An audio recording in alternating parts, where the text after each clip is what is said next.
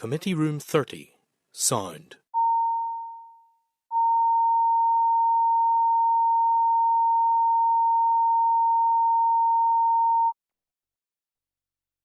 Committee Room 30. Signed.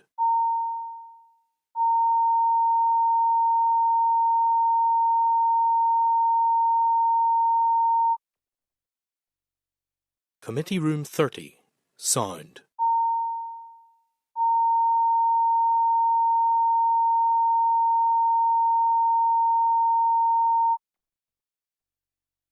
Committee Room 30.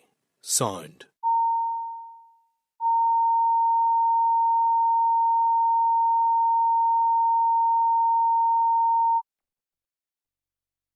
Committee Room 30. Signed.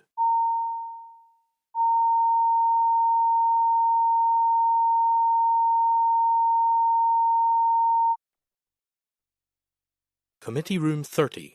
Signed.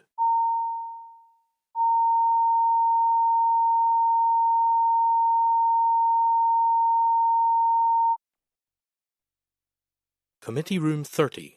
Signed.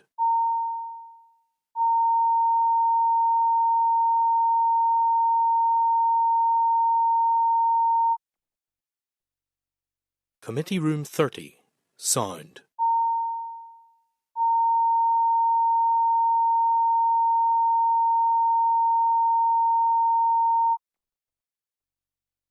Committee Room 30. Signed.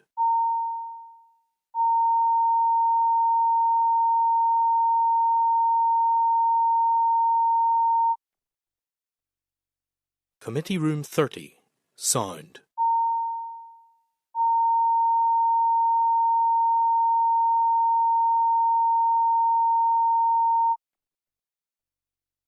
Committee Room 30. Signed.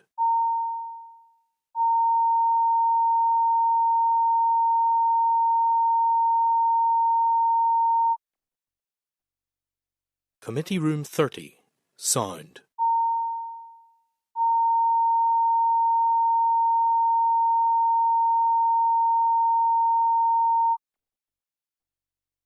Committee Room 30. Signed.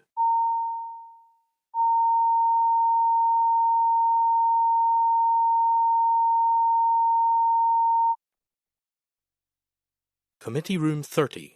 Signed.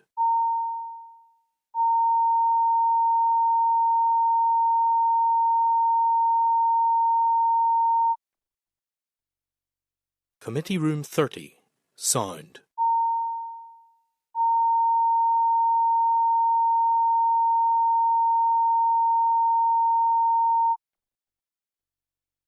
Committee Room 30. Signed.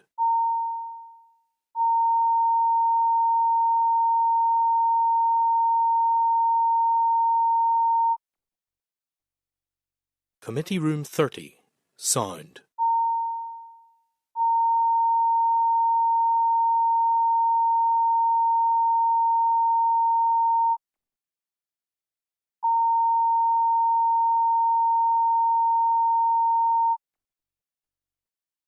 Committee Room 29. Signed.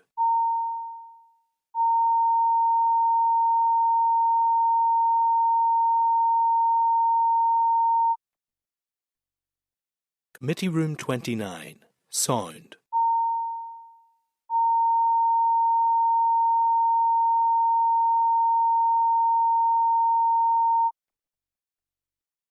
Committee Room 29. Signed.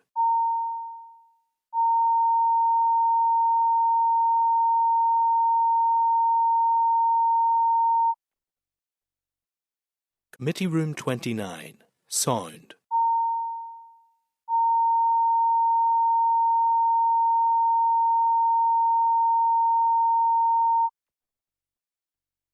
Committee Room 29. Signed.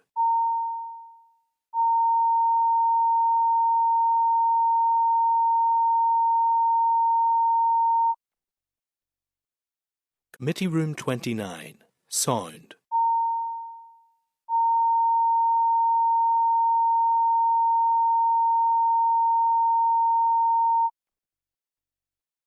Committee Room 29. Signed.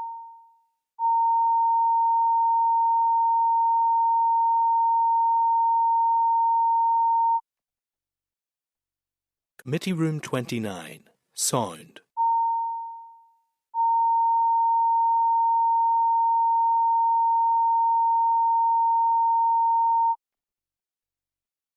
Committee Room 29. Sound.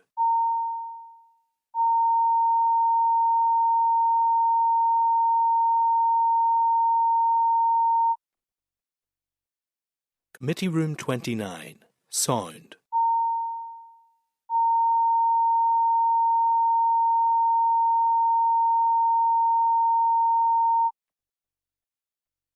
Committee Room 29. Sound.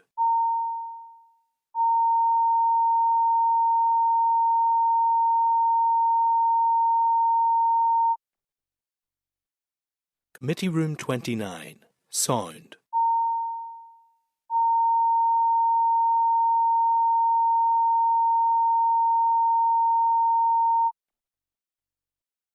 Committee Room 29. Sound.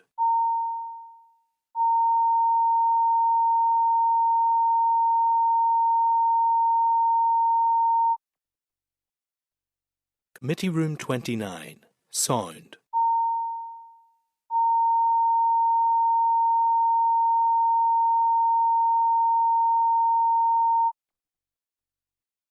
Committee Room 29. Sound.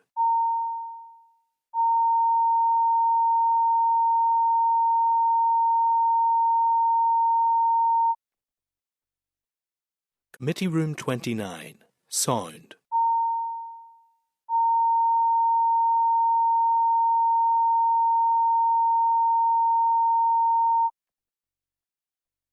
Committee Room 20.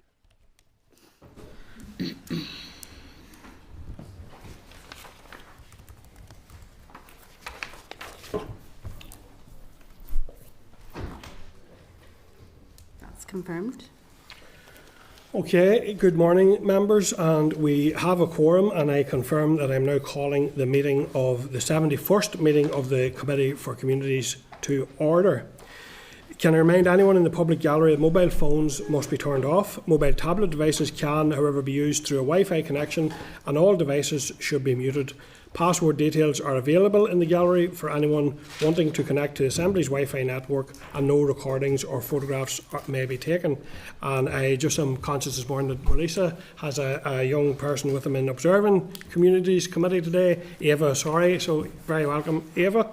Can I also remind members about the protocols regarding the use of electronic devices? Please switch all devices to airplane mode and activate Wi-Fi connection. Please also use tablet devices discreetly and in a way which does not interfere with proceedings, and please be aware of the cameras when using the tablet device. I would also like to remind you once again about the sensitivity of microphones. For any members joining by Zoom, can I ask you to be mindful of any background images that you may wish to blur. Also, moving on, members, to agenda item 1, declaration of interests. I'd remind members of your responsibility to declare any interest in any of the items under discussion today. Yes, Kelly? Chair, can I just declare an interest that I am chairperson of Standards and Privileges Committee? I know we have the Minister up in front of us today, but just in case anything is discussed on that. Yep, thank you. Kelly? Sorry, I'm a member of the Deaf Committee. Yep. Yes, Marisa? Member of the GA and Colin the Gaeilge. Thank you. Member of the North West AFA, AFA, Korean District League, Harry Gregg Foundation and Friends of Korean.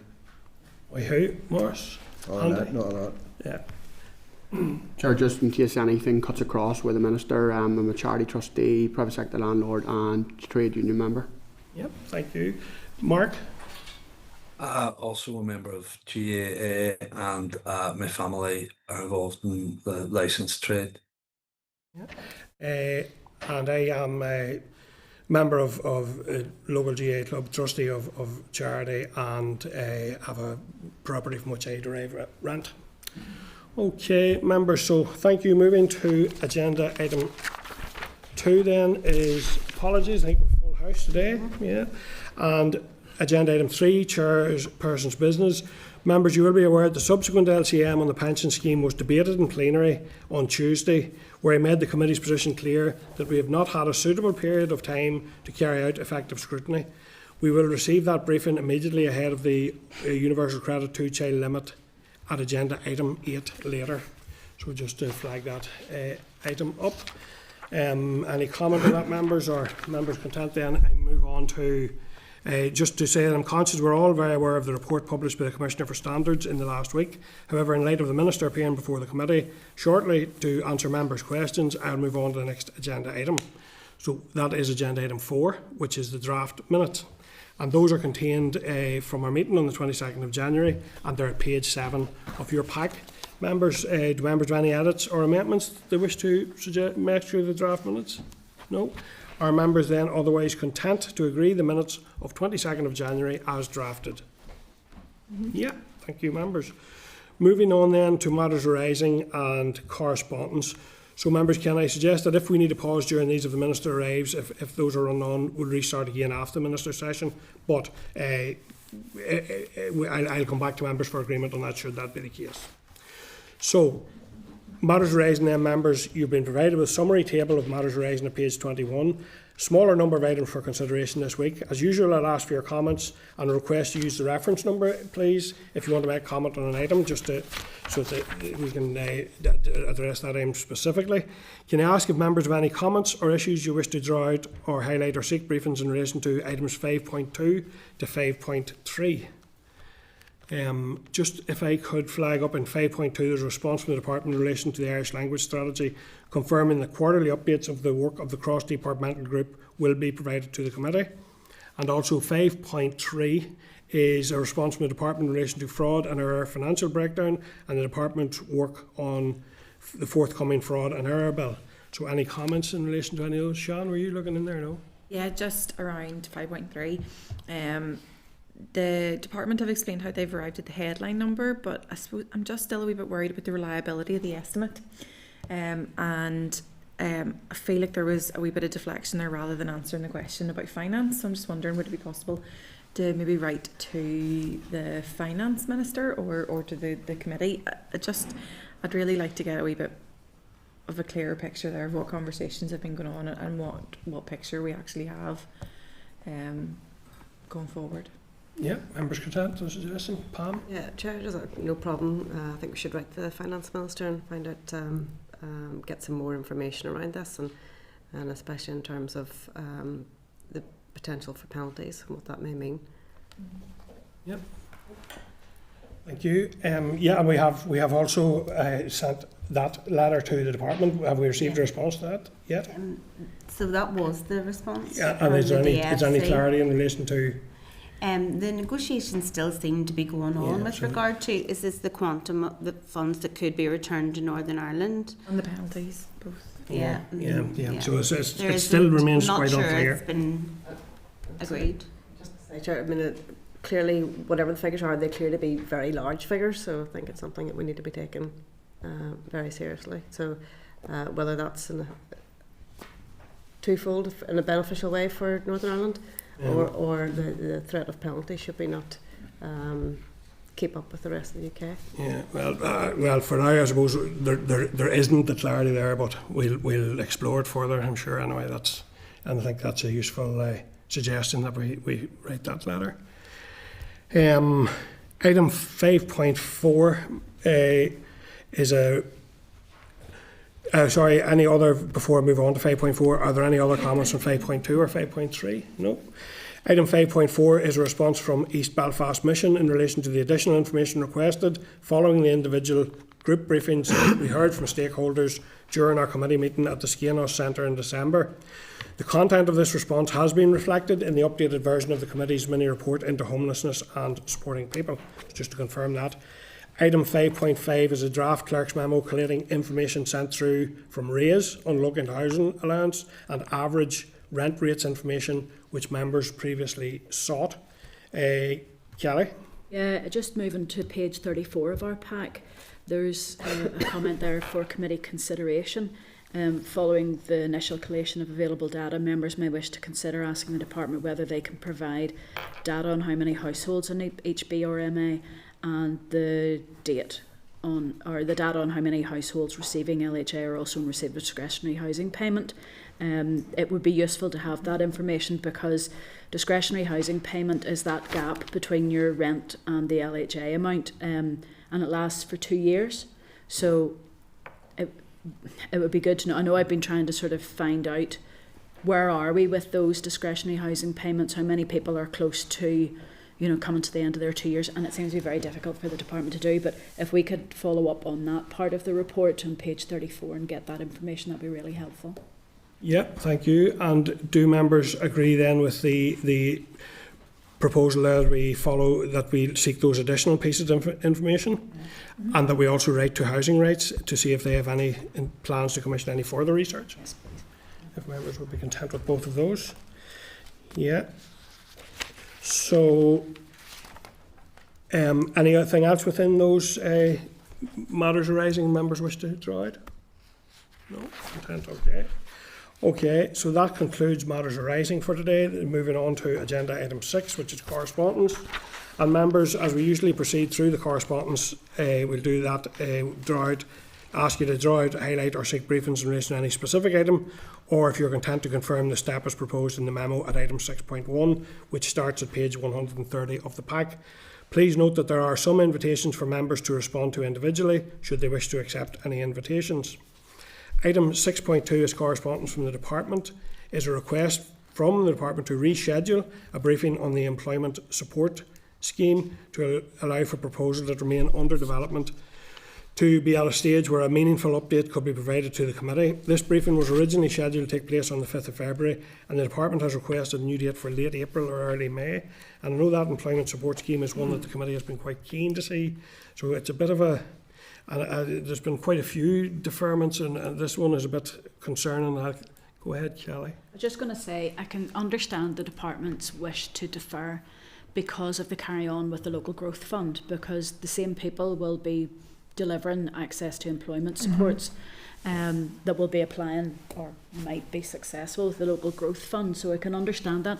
I think it's just, even if we can ask the department what impact, you know, it's a difficult one because we're not at that stage yet. Whenever we know the outcome of the Local Growth Fund, the impact back onto the department will be quite difficult, because if groups that have been providing access to employment are not successful, then it falls back on the Minister's funding.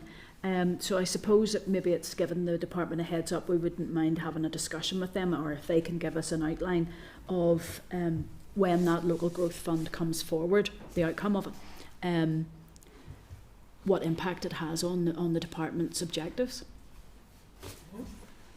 Members content? So once the Local Growth Fund has been clarified, ask the department to outline for the committee what the impact of that is on the department. Well, it's after the allocations have been given out, because if a lot of the groups that the Minister deals with don't receive funding, then they'll be looking elsewhere, more closer to home, for support, which is one of the Minister's objectives, is getting people into work. But I don't know if he'll be able to do anything about that, given the fact that the budget may or may not be in place.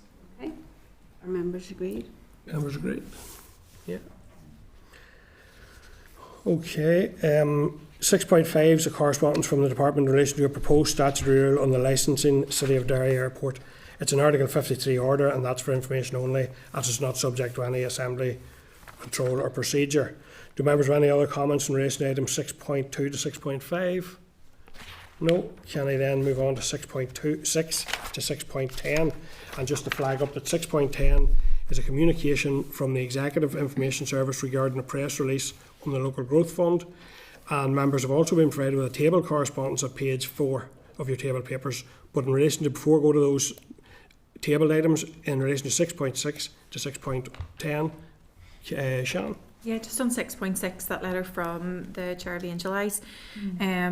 I am just wondering, would it be possible to write to the Minister just to ask for his views on that? I think if there is a disparity for our charities here in Northern Ireland in comparison to GB, I do think it's something that we need to understand, particularly if it is actually going to disproportionately impact them in terms of paying for more expensive audits and things like that. So I would love to know where the department stands on this, if possible. Members content? Sure. Yeah. Okay, thank you. So if there's nothing else in 6.6 to 6.10, then I'll move to table pack and correspondence memo at page 4 of that pack with a couple of further items. So do members have any comments on items 6.12 or 6.13? Members are content with that, yeah? Okay, members, thank you. So members are otherwise than the issues we have identified and agreed, members are otherwise content with the correspondence memos in both the main and table packs. Yeah, thank you. Okay, now can I check if the I haven't minister... had confirmation, no, ushering was going to let us know, so we may need to take a pause. Okay, is there any, there's nothing really, there's no item that we, all the other items require... Next items are briefings. Yeah, there's nothing easily... Sorry. Okay, so we'll take a brief pause there in the meeting and as we await the minister. Okay, thank you. Closed. We'll take a couple of minutes for the camera to come off broadcasting.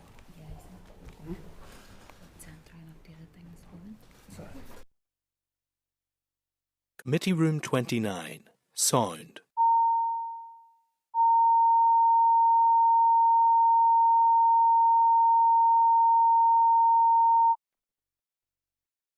Committee Room 29, Sound.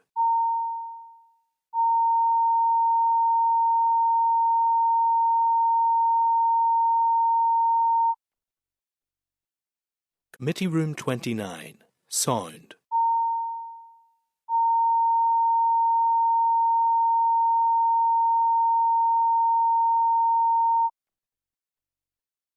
Committee Room 29, Sound.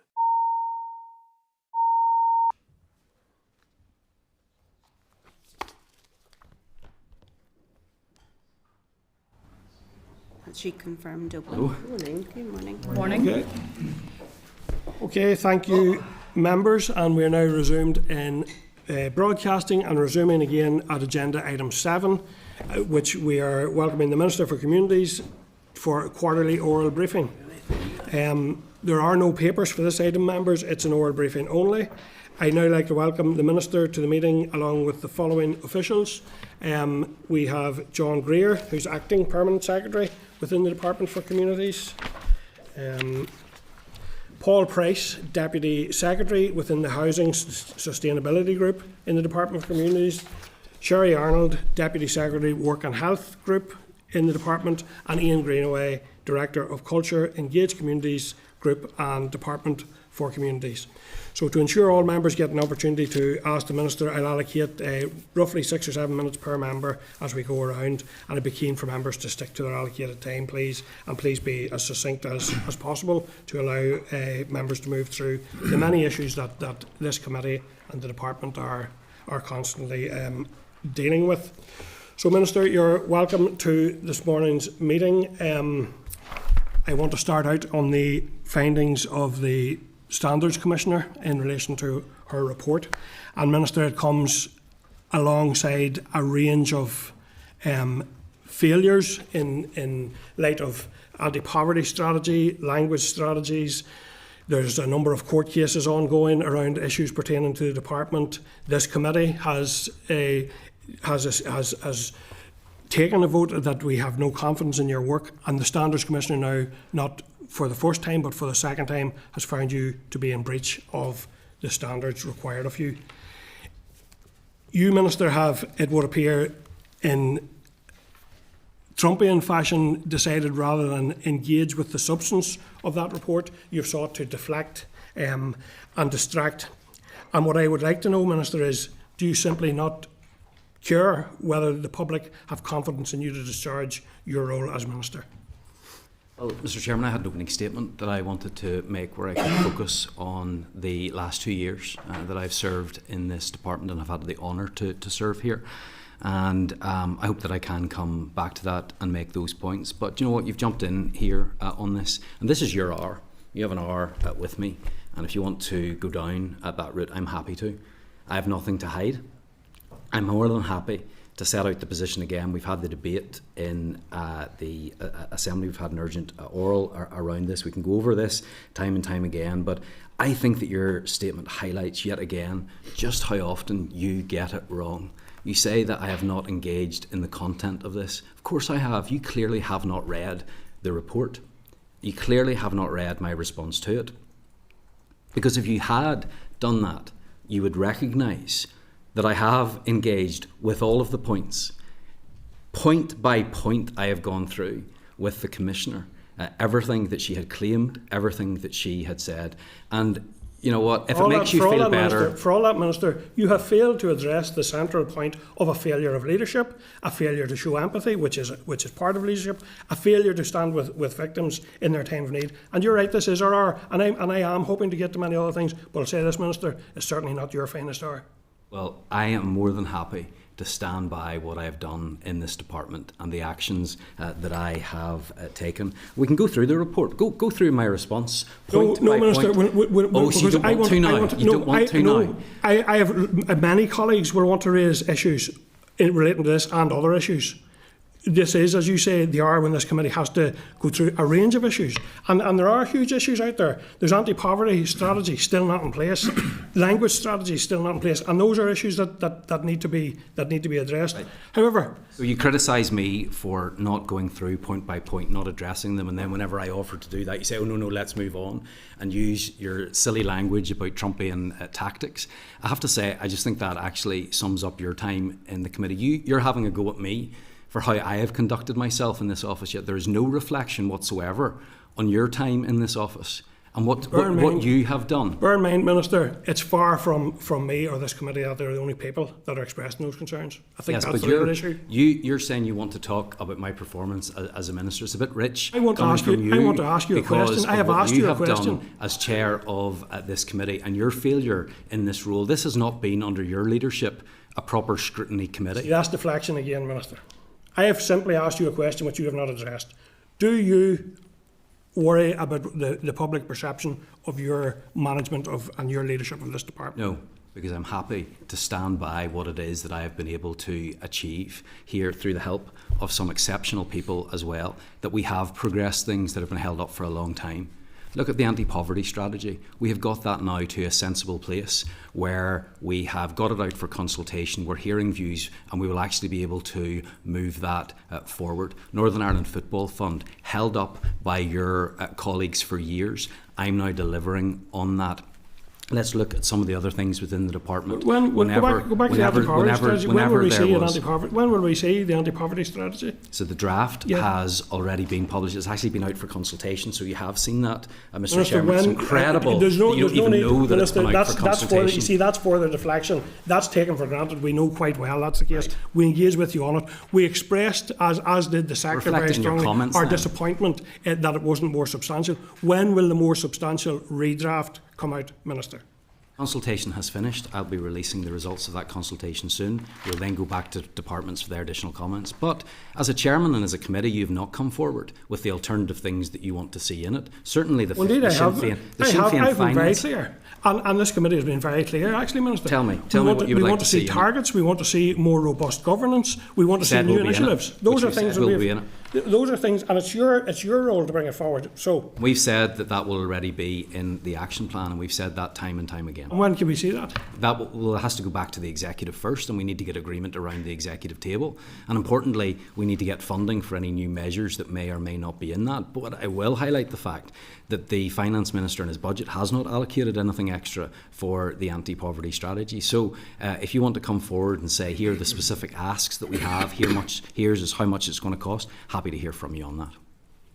Okay, second question from me then is in relation to vacancies within the department. And some time ago, in one example, there was 1,000 jobs came in from DWP. I've raised this with you before, Minister. None of those jobs went to any of the counties of Tyrone, Armagh or Fermanagh, and the cited reason was a lack of facilities for staff to work.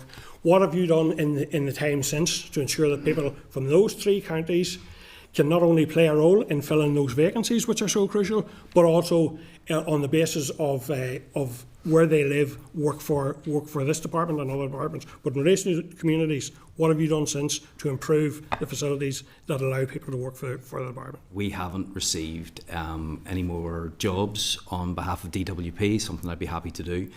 When we do get that, as I said in my statement at the time, we will ensure that we can get as much of a regional spread as we can.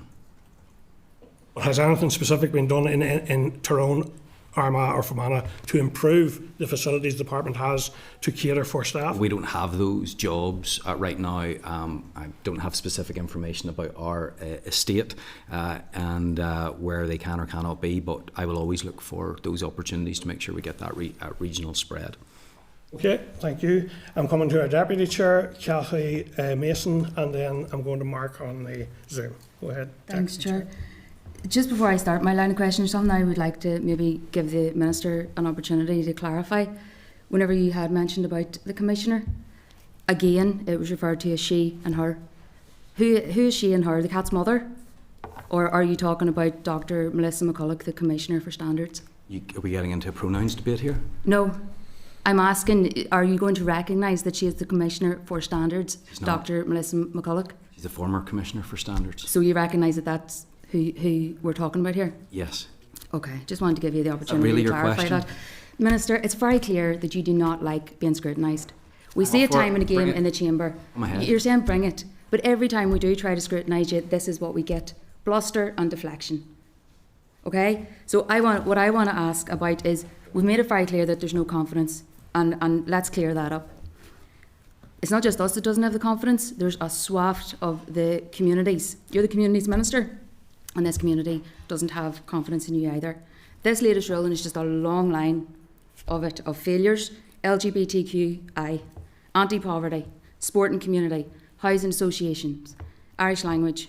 And I want to focus on the Irish language community today. You're embroiled in a number of court cases. You have removed bilingual signage from your department. A clear attempt to try and make Irish language invisible. There's consistent funding for bands for Ulster Scots Agency through the US 250. All vanity projects in my eyes. And you're blatantly blocking new funding for Irish language, the likes of Forrest na Gaeilge. You failed to publish Irish language strategy. Maybe that is your strategy. Minister, at what point does this stop being a coincidence and start being sectarian? Well, first of all, I'm more than happy to have scrutiny. I'm more than happy for people to ask me questions and to provide that assistance to me in the committee as well. I have no problem with that whatsoever. I do not think that this is an effective scrutiny committee. I think that this is a letter writing Okay, Minister, committee.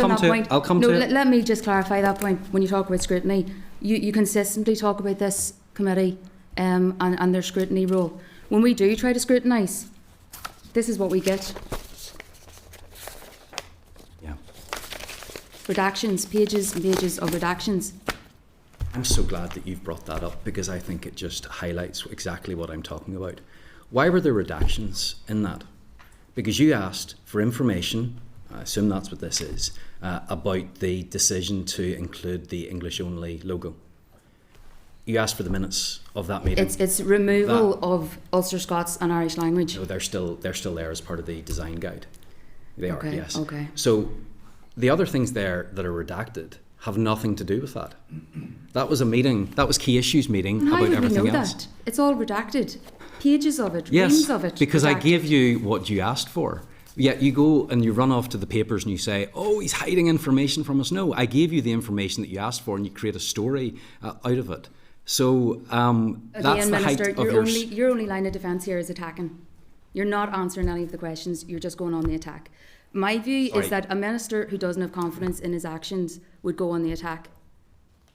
So you asked me a specific question about redactions, and I gave you the answer. I gave you an example. Yes, and I gave you the answer this committee trying to scrutinise and you not allowing us to do that. I take issue with the fact that you're trying to scrutinise. I wish that we did have effective scrutiny, but this isn't a proper scrutiny committee. This is a letter writing committee. At the end of the last meeting, under the chairmanship of Colin Gildernew, but really led by others. 25 letters were sent. I actually did some checking with other committees, and normally they would send 1, 2, maybe 3 letters. You just constantly asked for information.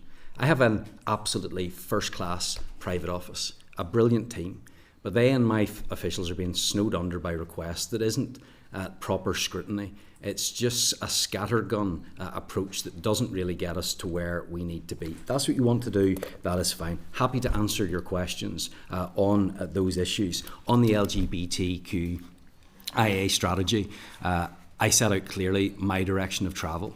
I have a limited workforce.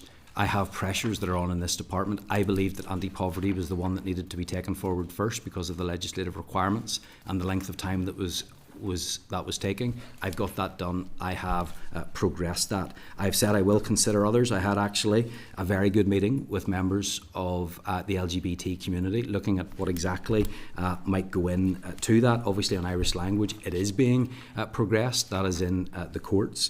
But look, I'm happy for her to tell me. For example, LGBT strategy. In the committee here to assist, what are the top 3 things that you would like to see in it? Sorry, Minister, I'm here to ask the questions. You're here not to you. assist me. This is scrutiny. You're here to assist me. I'm here to as ask well. the questions today. You're here to answer the questions, not ask me questions. You're here to assist me. So let's go back Do you to not the want Irish that role language. as Let's assisting? go back to Irish language. Why does the Irish language community feel the way they feel under your role as Minister?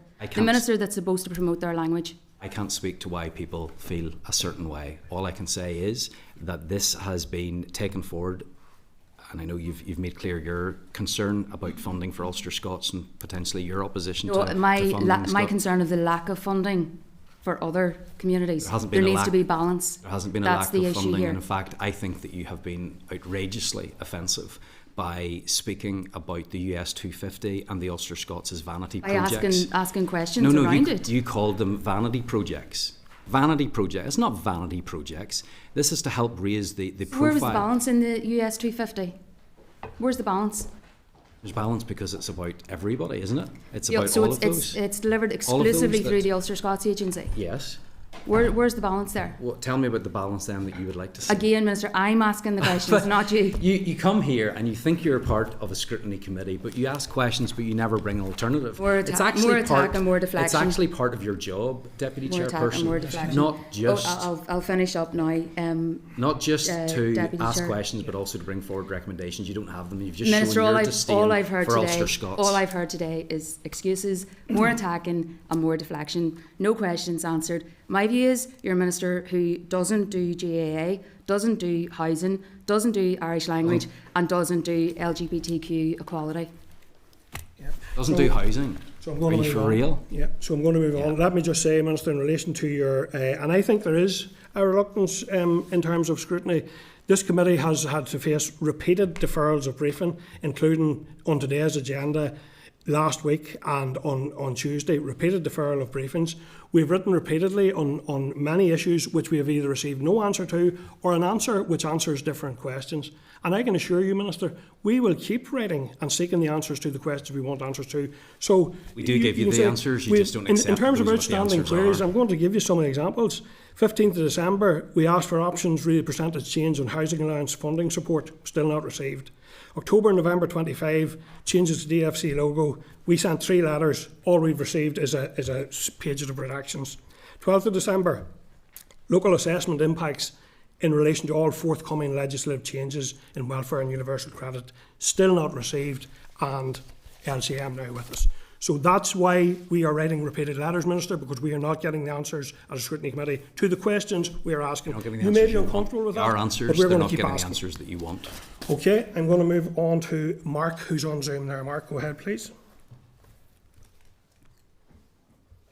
Thanks, Chair. And I do share some of the concerns that have been raised already, particularly in terms of, Minister, your approach to the Irish language and the other social inclusion strategies. Should probably declare an interest as a member of the Standards and Privileges Committee. So I have read the report.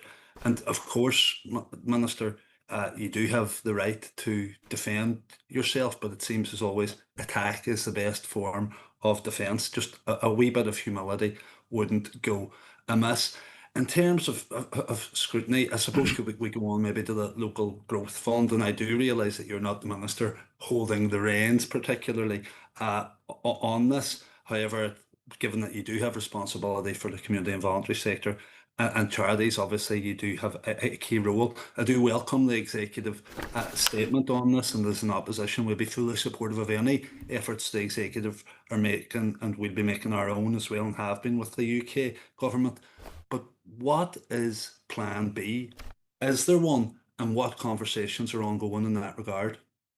Thanks, Mark, and thanks for your question. And this should be hugely concerning to everyone, because we recognise the impact that the voluntary and community sector has, and the huge amount of work that they do that might otherwise fall to government departments. So I think, first of all, yes, we need to recognise that this is absolutely a very critical situation that they find themselves in, and by extension we as well. So you will be aware of the work that the executive has taken forward collectively on this. Fully support the efforts of the Finance Minister in this to make sure that we get a satisfactory resolution to that. There is concern in particular with the profile of the funding. So look, I've been a very, very strong advocate for this, for making sure that we get this resolved, but ultimately it is something that DOF is leading on with the support of the executive. To your specific question of whether or not the or what the plan B is, whether something can or cannot be put in place, I'd be certainly supportive of making sure that if this doesn't get to where we need it to be, that we get to the stage where we can find support to keep those critical functions going. Now look, we're still trying to get information on that, Mark. We don't have all of the answers on that yet, but I can say that this has been a priority for me and for the executive as a whole. I know that doesn't provide the answers that people want on this, and that's why it is so important that we continue to make this case. Rates are in the news quite a bit this week, Minister, and I know you've responsibility also for licensing, and obviously hospitality industry has been badly hit by that, but that's not what I'm going to ask you about. It's going to be about the rate support grant. I was conscious in terms of your bids for the multi-year budget of the department. We're looking at over 12 million per year for the next 3 years for rate support grant. I think currently this year the level's around just over 3 million in the draft budget, and I appreciate it hasn't been approved by the executive. What scope do you have, I suppose, to reach that level of funding for those councils out there that desperately need it and to ensure fairness? It's going to be so difficult for me if I were to finish off with getting the Finance Minister's allocation, if that becomes final. The idea that we would be able to do something about the rate support grant would go completely out the window, because with the Finance Minister's proposals that would be coming our way, we wouldn't be adding to anything that we're doing within the department. It's everything else would be going out the window. So we'd be looking at pulling back on Job Start, on employment programmes. Discretionary support could well be decimated. There are so many other things that we would need to pull back on, so I can't overestimate just how damaging that budget would be for the department.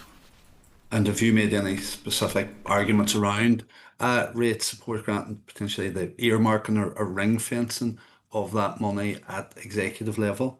Well, we have a meeting later on, actually straight after this meeting, with the Finance Minister, and look, I certainly want to be in a position where I can support our councils as much as possible, but ultimately this will come down, and this is what the executive actually needs to do as a whole. We need to look at prioritisation, and that would need to be put on the table along with everything else. Okay, housing obviously is one of the biggest responsibilities that you have, and one of the biggest challenges that we face as a society. In terms of the housing executive and the bid to get borrowing powers for the executive, are you able to update us on those discussions? Yeah, so we have had progress on that, and I think that is something that should be welcome. For the first time now, we are in a position where the Treasury has recognised, I think it's fair to say, the situation that we find ourselves in, and there is that that commitment from them as well, that this is now going to be looked at. So over the last year in particular, I think that we have had considerable engagement on this. I think that we've got to a much better place. We have the commitment for this to be looked at. The information is still being provided. So I am hopeful that we can make progress on this, but we need to be united in making the case. And in fact, just in recent days, I have written to the Finance Minister with additional suggestions on how that case can be made in terms of the requirements that are often made of us and of the Housing Executive, and the responsibilities that are placed on the Housing Executive, but the funding doesn't always follow. So it's slow, Mark, but I would say yes, we are making progress. It should be briefly, Mark. Are we looking at then? Will that give them the ability to build new homes and increase housing supply? Because there's been a bit of, I suppose, ambiguity in some of the statements I've seen in documents that I've read. Or is it just to invest in current stock? It will be both. Okay, Andy wants to check a point on this very briefly, Andy, and then I'm going to go to Marisa. It was just the local growth fund, if we can pivot back to her, or if you want to go to Melissa, I'm happy I'll go to Melissa and I'll come to you in turn, Andy. Melissa, Lanneray, litigation 10. Factor Road, I Minister, you're very welcome. Factor of the Fern Foster, welcome to your team too. Minister, I remember a number of months back complimenting you in particular when you had spoken in relation to the bill providing for the deaf community, and I complimented you on an understanding of the importance of language as a means of communication and the culture that was associated to a language in that as well. But I also had said at that time, and I still remain very disappointed, that it doesn't seem to transcend then to other languages, whether it's Ulster, Scots or Irish. And in particular, in terms of Irish, I've seen that lacking in terms of your grasp and understanding of the importance of it to the language community here in the north of Ireland. Now, what I have to say, Minister, is that this disappointment is throughout. It isn't just something that's within this committee itself, but I've heard this from a lot of other people as well too, and in particular the GAA community. And we're talking here about a community with over 200,000 members in the north of Ireland. 200,000 members that transcend all aspects of life within this constituency as such. And they're disappointed, very, very disappointed in you, Minister. So, in a sense, I'm providing you, say, with a blank sheet that's sort of asking you, what are you going to do in order to restore the confidence of the wider community? And I mean the wider community, and I'm not talking about any particular section, religious, political or otherwise, but the wider community. What are you going to do in order to restore the confidence of the wider community in you as a minister that can fulfil your duties to all of the people here in the north of Ireland? You're talking about the wider community, but I can tell you I've certainly received a lot of support for the things that we have been able to progress within housing. Cathy Mason says I don't do housing. I think that will come as a surprise to my officials and others in the department who know how much time that I spend on this. So on the issues that matter to people, I think that progress has been made. And look at that right across the department. You talk about sport as an example, and you raise the GAA issues. I've met with many members of the GAA. I've had good engagement with them. You're probably referring specifically to the issue of casement, and I know that there is a desire among people in your party to say that this has been held up and it's because of unionists that this hasn't progressed. You know yourself the background and the history to all of this. But in take on sport, I am doing what I can where I am with what I have. So Olympic Legacy Fund, you can see how we are taking that forward. There have been achievements throughout the department that I believe show that we are taking the issues seriously that matter to people. You mentioned Irish language as well.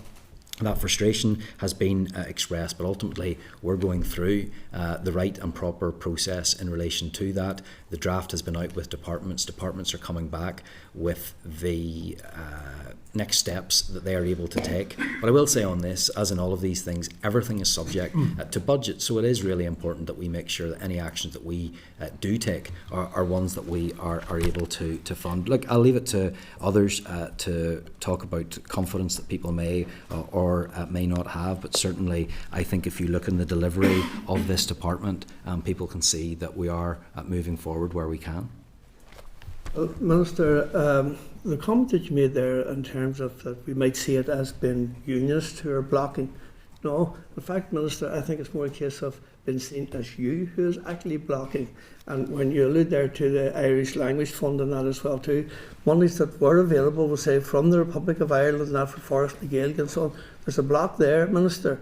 And again too, I think you have an input to that too. So again, I asked the question that in the remainder of this mandate, what are you going to do in order to restore confidence in the people within the North of Ireland in your ability to provide for all of us? Well, I don't think the premise of your question that there is a lack of confidence, maybe in some of the people that you speak to. I know I can't keep all people happy all the time, but I'm focused on delivery. I'm focused on actually getting things done. That's why I'm in this office. I'm not here just to manage. I'm not here just to keep things going as they always have been going. I'm here to do things differently. I'm here to make a difference in people's lives with the tools that I have available to me. And I'm more than happy for people to look at the breadth of the things that I have been able to achieve. People can come to their own judgment on that. And I don't have the time to worry about whether or not I have confidence from others. I need to focus on actually getting things done. That's what my job is. Okay, briefly, Mark Militia, please. Thank you. Okay. Okay, so I'm going to come then to Maurice, and then I have Kelly, Sean, Pam and Andy in that order. So Maurice, go ahead, please. Chair. Thank you very much, Minister, for attending here today. Can I at the outset say that the motion of no confidence is not unanimous within this committee, but you do have support within this committee, and that needs to be pointed out. Look, one thing, Minister, that affects everybody, especially in my constituency, is the lack of social housing and the need for social housing. How has your social housing strategy projected or progressed through the Finance Minister allocating a budget to take this forward for the benefit of everybody, not any specific section of the community, but everybody? Yeah, well, thanks very much for your comments and for your question as well. This is one of the most important issues. Housing is fundamental. It affects everybody in Northern Ireland, regardless of what tenure you live in. We have a shortage of social housing. That is having consequences throughout all other tenures as well. I'm committed to doing something about that. I have asked for more money. I haven't always got that money, but that's why I'm looking at alternatives, and there'll be a paper going in the coming days to the executive on how we can use land so that we can have a subsidy in a different way. So that's what I'm working on. That's what I want to do. But there's something else that I have done, because I know this whole committee cares about social housing, and I know that this whole committee cares about making sure that we have the funding that we need. So I have put a paper to the executive asking them that they will ring fence funding specifically for the social housing development programme. I need the executive to live up to its commitments. It agreed to a housing supply strategy, and it agreed to a programme for government with those targets in it. And so what I am now asking them is, are you prepared to put your money where your mouth is? And I have asked for them to ring fence that money so that we can build the homes. And I hope through you, Mr. Chairman, that is something that the committee would support me on, and I would welcome and appreciate it if you could write to the executive in support of this idea. Minister, you mentioned prioritisation of the budget. When you meet the Finance Minister this afternoon or whenever, will you put pressure on the Finance Minister to prioritise the budget to the important things that mean a lot to the whole community and not specific to any section of the community? I think that's important, that we as an executive are seen to be frugal and have responsibility of where we spend money, where the money is needed. Absolutely, and I think that's what we need to do. We need to make sure that we're putting it towards the things that people want, that they want to see happen, and that will actually make a difference as well. And honestly, I believe one of the best ways we can spend that money is on social housing, because spending it on social housing in that way has so many benefits. It helps people get the homes that they need. It helps people across Northern Ireland get the homes that they need. But as well as that, it's bringing in additional private finance and it's creating jobs as well. So look, I do have an appeal to the committee today, and I would ask this committee, are you prepared to get behind me on that? Are you prepared to ensure that the executive ring fences that budget? I'd love actually to see a show of hand. Put your hand up if you think that you want to see that ring fence. Minister, we're not. Minister, you may want to come in and try to play silly games like that. It's not a game. I want your help. I'm chairing this committee, and if we go to a vote, I'll be putting that to the committee. Mr. Chairman, can I have your support on that measure? We absolutely, as a committee, we are keen to see housing and all, and we're keen to see you develop so many of these other things that we have touched upon, including housing. You're not committing to it today. Of course we are committed as a committee to that. Of course, to a ring fence of the budget. Can I please get your support on that? I'm not responding to that, Minister. This committee is here to scrutinise you. Can I get your support on that? This committee is here to scrutinise you, Minister. You're not here to scrutinise this committee. Not answering the question. The committee will take its view. This is the problem. The committee will take its view, Minister. The committee will take its view. The problem is you people that talk a good talk, but they're not prepared to do what is necessary, and I think that's very clear for people to see today. Or deflection, Minister. From you, Morris. Have you anything further? Okay, thank you. Okay, so I'm going now to Kelly. Go ahead, Kelly, please. Thank you very much, and thank you for coming along today, Minister. Minister, you've just talked about the budget and how difficult it is, of course, for your department. We're sort of sitting, we don't know if we'll get to the 3-year budget or not. I know that your colleague, the Education Minister, has said that he would need a significant amount of income in order to agree that budget to meet his costs. If it came back, is there any work happening currently within your department, within communities, to look at, I don't know where you could make cutbacks, but is there any work that is happening within your department that has identified any income raising measures that could happen? Yes, there is. Work has gone on. We don't have much of an opportunity to generate revenue in many areas. But as I've said before, one of the proposals that we do have is in relation to recouping money from fraud and error. This is a concern for us because if we don't take any action, we have the possibility of being fined on this, and that has been made very clear in the past. And so if we're not prepared to take action on fraud and error, we will be fined. But if I can get the support, and look, it's well known in this committee, we've set out our views on this before.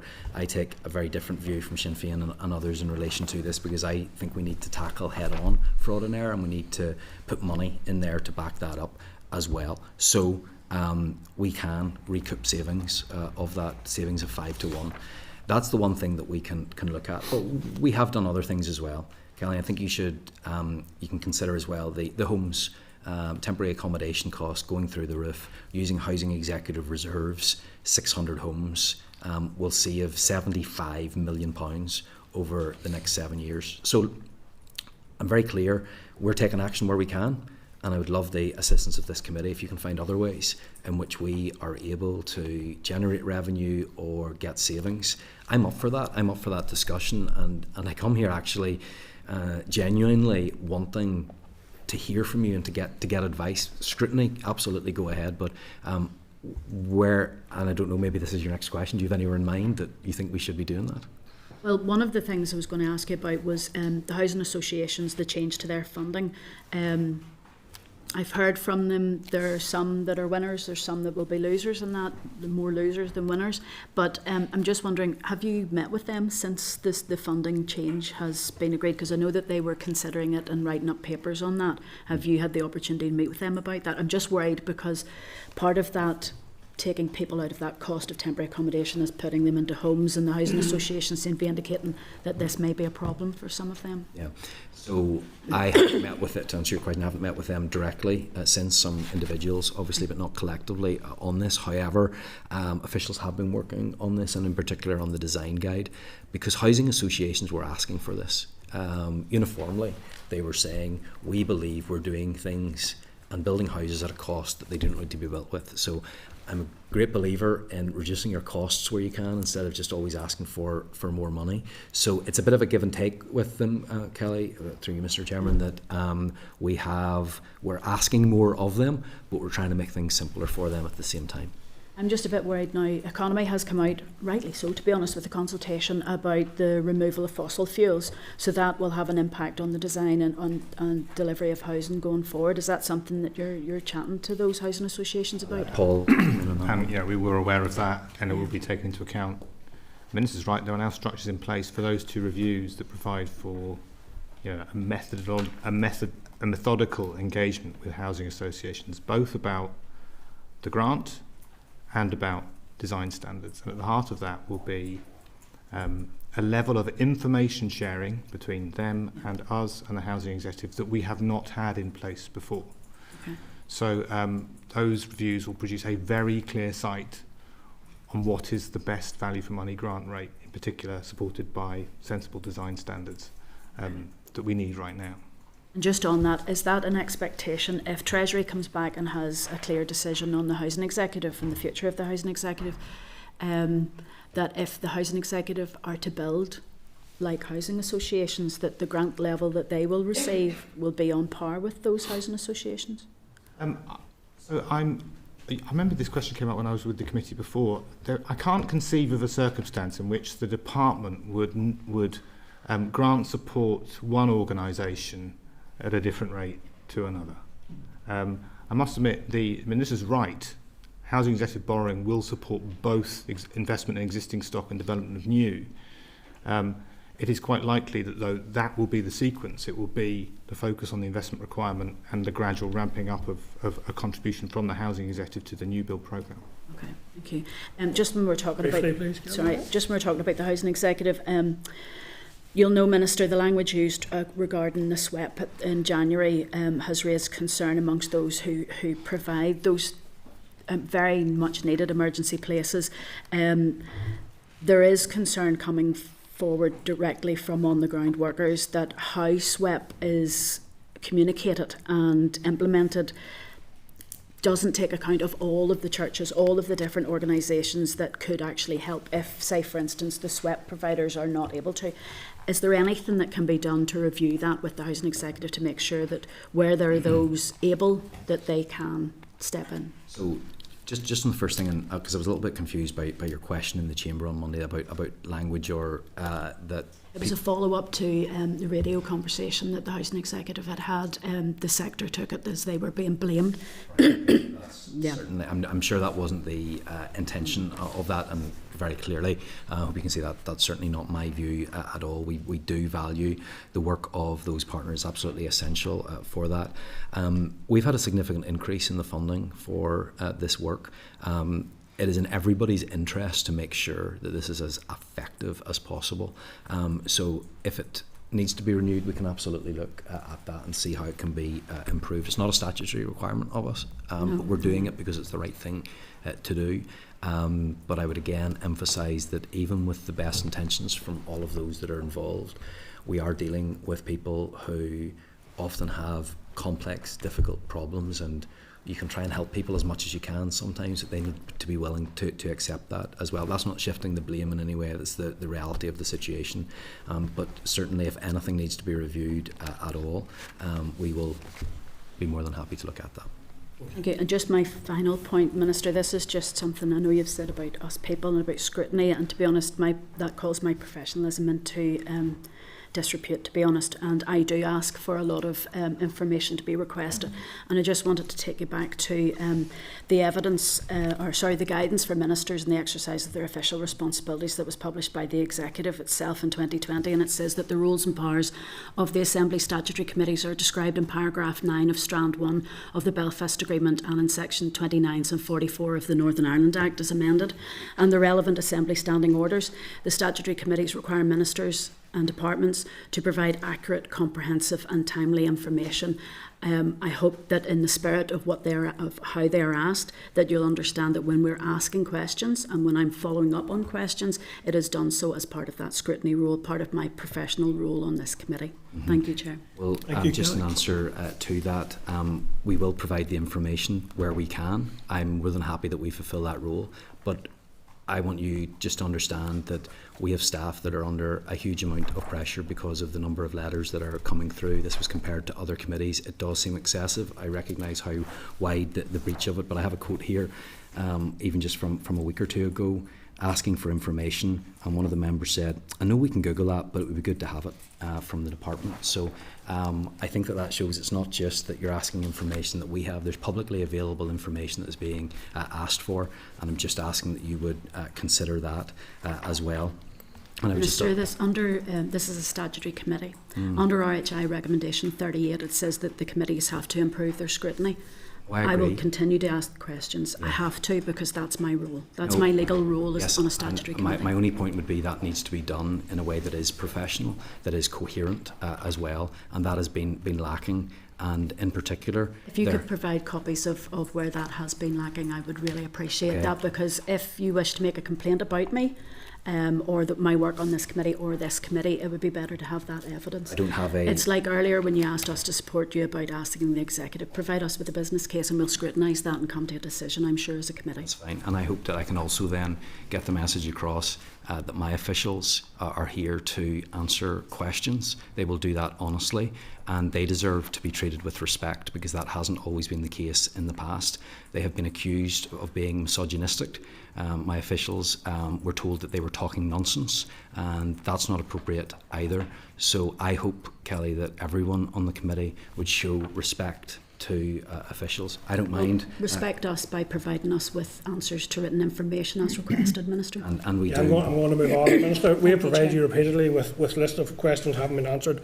I would appreciate it if the department would take a greater consideration to those specific scrutiny questions that have not been answered, as listening to every blow-by-blow account. If you're listening so closely, I'd expect the answers to be coming back a bit more fulsomely. And we will take that back, but just the other thing that I said, we have tried to provide you with information. I offered off the record, behind the scenes briefings as well, to try and make sure that you have everything that you need, because sometimes things aren't appropriate in front of the camera. We have no problem whatsoever with the scrutiny, but I think that needs to be done in a coherent way, which I don't always believe has been the case. And we have taken you up on those briefings, Minister, and the one that was scheduled for last week, you cancelled at the last minute. Which one was that? And moving on, in relation to committee scrutiny and the new procedure for SL1s. Okay, so, I'm going to move on. Yep, well, that's the reality. Sian, go ahead, please. First of all, Jerry, welcome to your new role. Big shoes to fill, but I'm sure you are more than able. Minister, won't surprise you, my first question is around the anti-poverty strategy. Yes. You spoke at the very beginning there around an updated timeline. And so at the minute we're waiting for executive agreement on the responses, is that correct? Mm-hmm. And can I just check, nothing has been budgeted for in the new budget. Can you specifically tell us what you have asked finance for in terms of any new programmes or new initiatives around the anti-poverty strategy? Yeah, well, you'll be aware of some of the things that come under my control, Sian, because some of them are for other departments to add in and say this is what we want to see. We certainly have bid in terms of employability programmes, Job Start. I'm not sure if there's any, those are the main ones, weren't they, that we had put in for that. But I think the other thing that we need to do is ensure that we look at this as a whole, when we look at the consultation responses that have come back, and then the other things that the other departments want to bring in.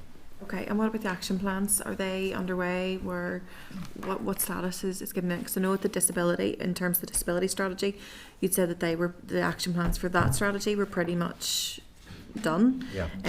Is that where we are with the anti-poverty strategy? No, because I think that in terms of the disability issues, it was more straightforward and there was more collective agreement, I think, on what that looks like. We do still need the departments to come back to finalise what they're doing. I will want to make sure the budget's aligned to that, and then we'll go from there, because I'm not prepared to do this, Sian, and I could have done this. And the most simple and straightforward thing, and the easiest thing for me to do, would just have been to say, see what the design group have said, let's throw it all in, and then let's push it over to the executive and say, right, it's time for you to fund that. I didn't think that was the appropriate thing to do. I want departments to come forward and say, here's what we can do, or here's what we will be bidding for, and I think that's more appropriate than just going off and saying, yeah, let's just put it all in. That is leadership. That's about being responsible and making sure we have something that's credible. Gender equality obviously intersects massively with the anti-poverty strategy. We know that women are disproportionately impacted by poverty, whether that's in families or single. I'm just wondering where it intersects with the anti-poverty strategy. I know that you've said you've prioritised that. The whole point was that they were kind of to go in tandem because they intersect so much. So where has any work been done at all on the gender equality strategy that will actually feed into the anti-poverty strategy? Because that's where my concern is, because where those two issues intersect is where the real pressure points are. So I had a meeting actually with officials in the last couple of weeks about how we take this forward. Some of that work has gone out of it because it's been taken forward by the Executive Office in terms of violence against women and girls. There's some issues around pay gap reporting which have gone into other pieces of legislation that are being taken forward. But I still think that we need to just make sure that what we're putting in there is achievable, is realistic. So I hope to have a submission back on that very, very soon. But again, happy to hear. Is there anything specific that you think needs to be in that, or that you need to needs to be tied in with it? I think a lot more work has to be done around both employability, childcare, and I know whilst that's not necessarily the community's remit, it feeds so much into the poverty scope. So for me, that's where I'm not seeing enough happening that is going to really tackle that intersect. And that concerns me slightly, because if we're not bringing particularly women, particularly caregivers in and up, I don't think that we'll properly get to the root causes of poverty, and that's where my concern is. I agree with you. If it's any consolation, I don't believe that the lack of a gender equality strategy at this stage will hold back from that work being done within the anti-poverty strategy. It will complement it again at a later stage, but I don't believe that it will hold it back. And then in terms of, I know that there was a question earlier on about the LGBTQIA. I jotted down even a brief list. I know you asked for 3, yes. But for me it's around healthcare, conversion practices, funding for sectoral sport, RSE, bullying. So there's a whole ream. That's helpful, and a lot of that came from the expert panel. But that's even just engaging with the LGBT sector. Yeah. But for me, and homelessness, which is the one remit that really intersects with your department. Yeah. The experience of homelessness among the LGBTQIA plus community is massive, particularly those who are ostracised from their communities and families. So that's the one bit that really does intersect. That's why it's useful to actually hear from you about what it is you want, rather than just you haven't done this and you're for medications. Sorry, just on that in particular, we've done a lot of work on conversion therapy. This isn't easy. It hasn't been easy anywhere else. And the question that I've continually asked, and I've asked of Owen Tennyson and others, and those that would be sympathetic to some of these measures, haven't been able to come back with the clear question is, what are we trying to prevent that isn't currently illegal? And are you trying to prevent things that should be legal anyway? So it is a complex issue. This isn't something that's being kicked down the road. It is very, very complex, but we'll find a way forward and make an announcement in due course. Complex issue that's causing a lot of hurt. Okay, Sean, you're out of time, Sean. You're out of time. You've used up your time in the way you chose. Pam, go ahead. Welfare mitigations and art were my 2. Sean, I moved on to Pam. Okay. I'm happy to give actually an extra couple of minutes. If I'll come back to in that case. I'll come back to Sean. Go ahead, Pam. Okay, thank you, Chair. Thank you, Minister, for your attendance today. You'll not be surprised to hear from me that I do not have a lack of confidence in you. I think your department, your officials do an incredibly good job in what are excruciatingly difficult circumstances and under huge financial pressures. It's also a massive department with many, many demands on your time and energies and that of your officials. So thank you for the work that you are doing and continue to do. I certainly am not hearing feedback from my constituents in South Antrim of criticism of your work, and I also know you very well as a person and have done for a very long time as a friend, and I know the person you are, the good person you are, and I know your empathy levels are up there as well. So I just wanted to put that on record today. My prime questions today really are around both housing and in particular the fraud and error piece. And what I really want to ask you about, I mean, we're all really aware of those housing pressures, and we talk about the anti-poverty strategy, incredibly important. There's actually nothing better, nothing greater than you can give people than a safe, affordable, comfortable as possible roof over their head. I think that's a very, very basic, and that's why, for me, that has to be an absolute priority for you, for your department, that we get on top of this issue. The pressures out there in the rental sector, on trying to get on the property ladder, they're just phenomenal. I have family, friends who struggle to successfully become a tenant in the private rental sector, and people really struggle even just to get on that ladder. There's so much competition in terms of bidding wars and getting mortgages. It is pretty horrendous. So, and I understand that the way to solve this is to create more availability of houses in general. So my key question to you today is, what are you doing as Minister to address the huge pressures that are on the entirety of the housing sector, if you want to outline those key pressures, and are you getting the support that you require from your executive colleagues to actually deliver on housing? No, I don't feel that I am getting support. Look at the Sinn Féin Finance Minister's budget and you will see that is not a budget that will help us build more homes. I would hope to have been in the first year of that budget to have built 2,600 homes. Paul, we're probably talking 300-400? You'd be that short, yeah. Yeah, so that's a significant fall from what we actually need to see happening. So I need that support. Where are our priorities? And this, I think, is one of our problems as an Assembly, as an Executive. We're not prepared to say this is a priority and therefore we're funding it. Everything becomes a priority and then nothing gets sorted out. I've been very, very clear. This is what I want to see happen, despite what Cathy Mason said, that I don't do housing. This is an absolute focus for me, and I want to make sure that we do deliver on this. So we need to have that funding in place. We need to have that support. If they're not able to give me all of the cash that I might want, I'm bringing this land paper, tried to get agreement with DOF on that. But we have done other things. Increased use of financial transactions capital. We are now in the position where the intermediate rent scheme is going ahead. Temporary accommodation, loan to acquire, move on accommodation, dealing with other issues that are having an effect on supply, like antisocial behaviour, like intimidation points. All of those things we are targeting. We are doing what we can with what we have, but I had hoped that this would have been an executive that would have focused more on housing. I don't believe that is the case, but I will continue to push, and I'll do everything that I can to make the case for it, and I hope that I will get the support of the committee in that. Minister, housing is a programme for government priority, Mm-hmm. so you would have expected to have received backing from your executive colleagues on this particular issue. I would like to take you up on the offer of the proposal.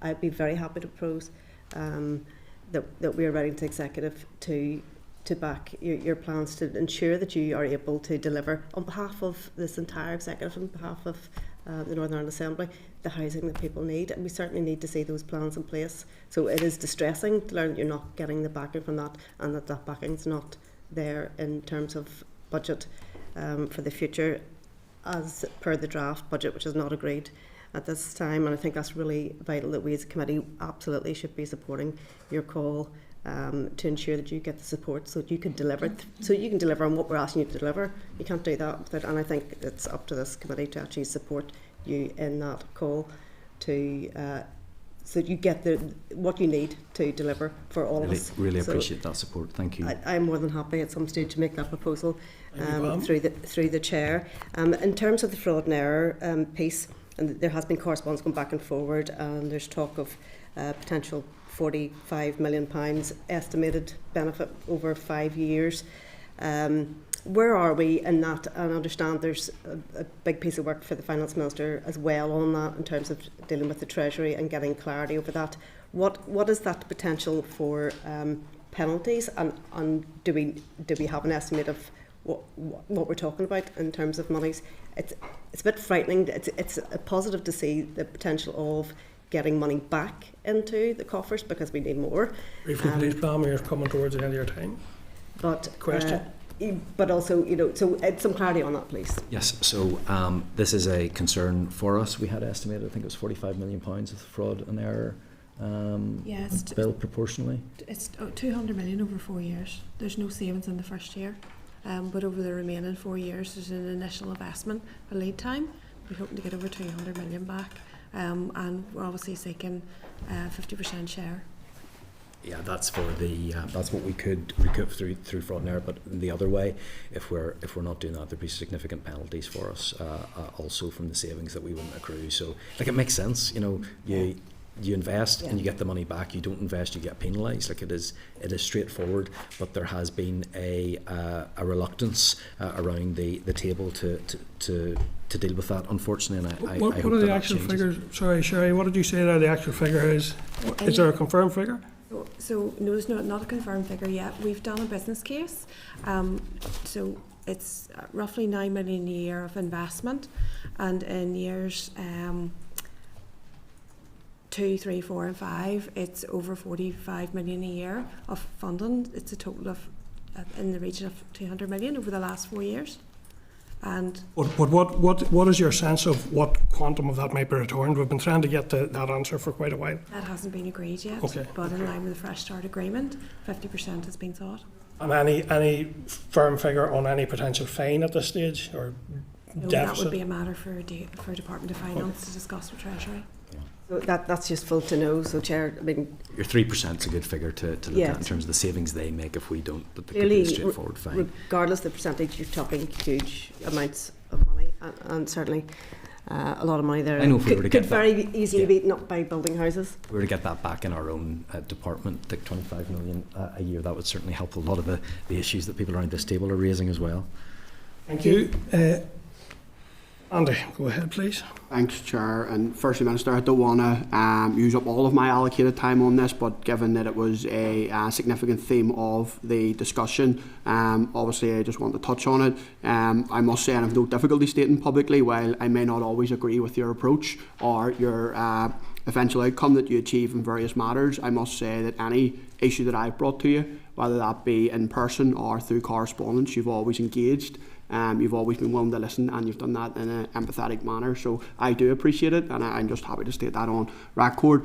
Pivoting across to my questions then, Minister, can I maybe seek an update on the fuel poverty strategy? And I assume, following on with the theme of all the other strategies, it will take the similar theme of the action plan and much of the detail coming out within the action plan. I know it's not published yet in terms of the consultation. Yes, look, and first of all, I do want to thank you for the way in which you do engage with me, because it's constructive. I believe you're genuine and care, like me, about actually delivering for people, and there hasn't been grandstanding from you, and I'll continue to work with you in that vein. Progress has been made in relation to the fuel poverty strategy, and I will be in a position to announce significant progress on that in the coming days, and I look forward to being in that position very, very soon. The focus on that is working collaboratively with others, ensuring that we give consumers what they need in order for them to make decisions, and significant investment as well in properties across all tenures. This is something that we can do that can make a real difference in people's lives. This is a good use of money because it's invested in such a way that has long-term impacts. It's not just support that you're giving for people for 1 year, but that needs to keep going. And that's what I want to see happen. I want a significant investment in this. I have worked very closely with colleagues in the UK government around this, because you'll be aware of their plan this year as well. But this will be an issue of considerable focus for me, because it has the ability to make a real difference in people's lives. Yeah, and one of the biggest concerns I get, Minister, I'm sure you get this yourself, as do all other colleagues, is the unaffordable nature of electricity, gas, etc., but particularly those heating elements. Do you have confidence in the amount of funding that, through those conversations you've had with the Finance Minister, that the appropriate funding will be attached to the final strategy to actually deliver those whole home solutions that will drive down people's energy costs? It needs to be. You know, we talk a lot about doing things that actually make a difference, and we need to look at where we spend our capital funding, and this is a way that I'm convinced will give us an excellent return and actually make a difference in people's lives. I've been in people's homes who have seen improvements made to them, and they say that it has changed their lives in terms of the money that is coming out of their pockets, but also their health as well. So bringing these homes up to standard, increasing energy efficiency, all of those things are really, really important, and I'm committed to making sure that we make progress on this. What's the level of funding that you require to deliver the strategy over the period of its lifetime? Sorry, Andy, but I'm not going to give away.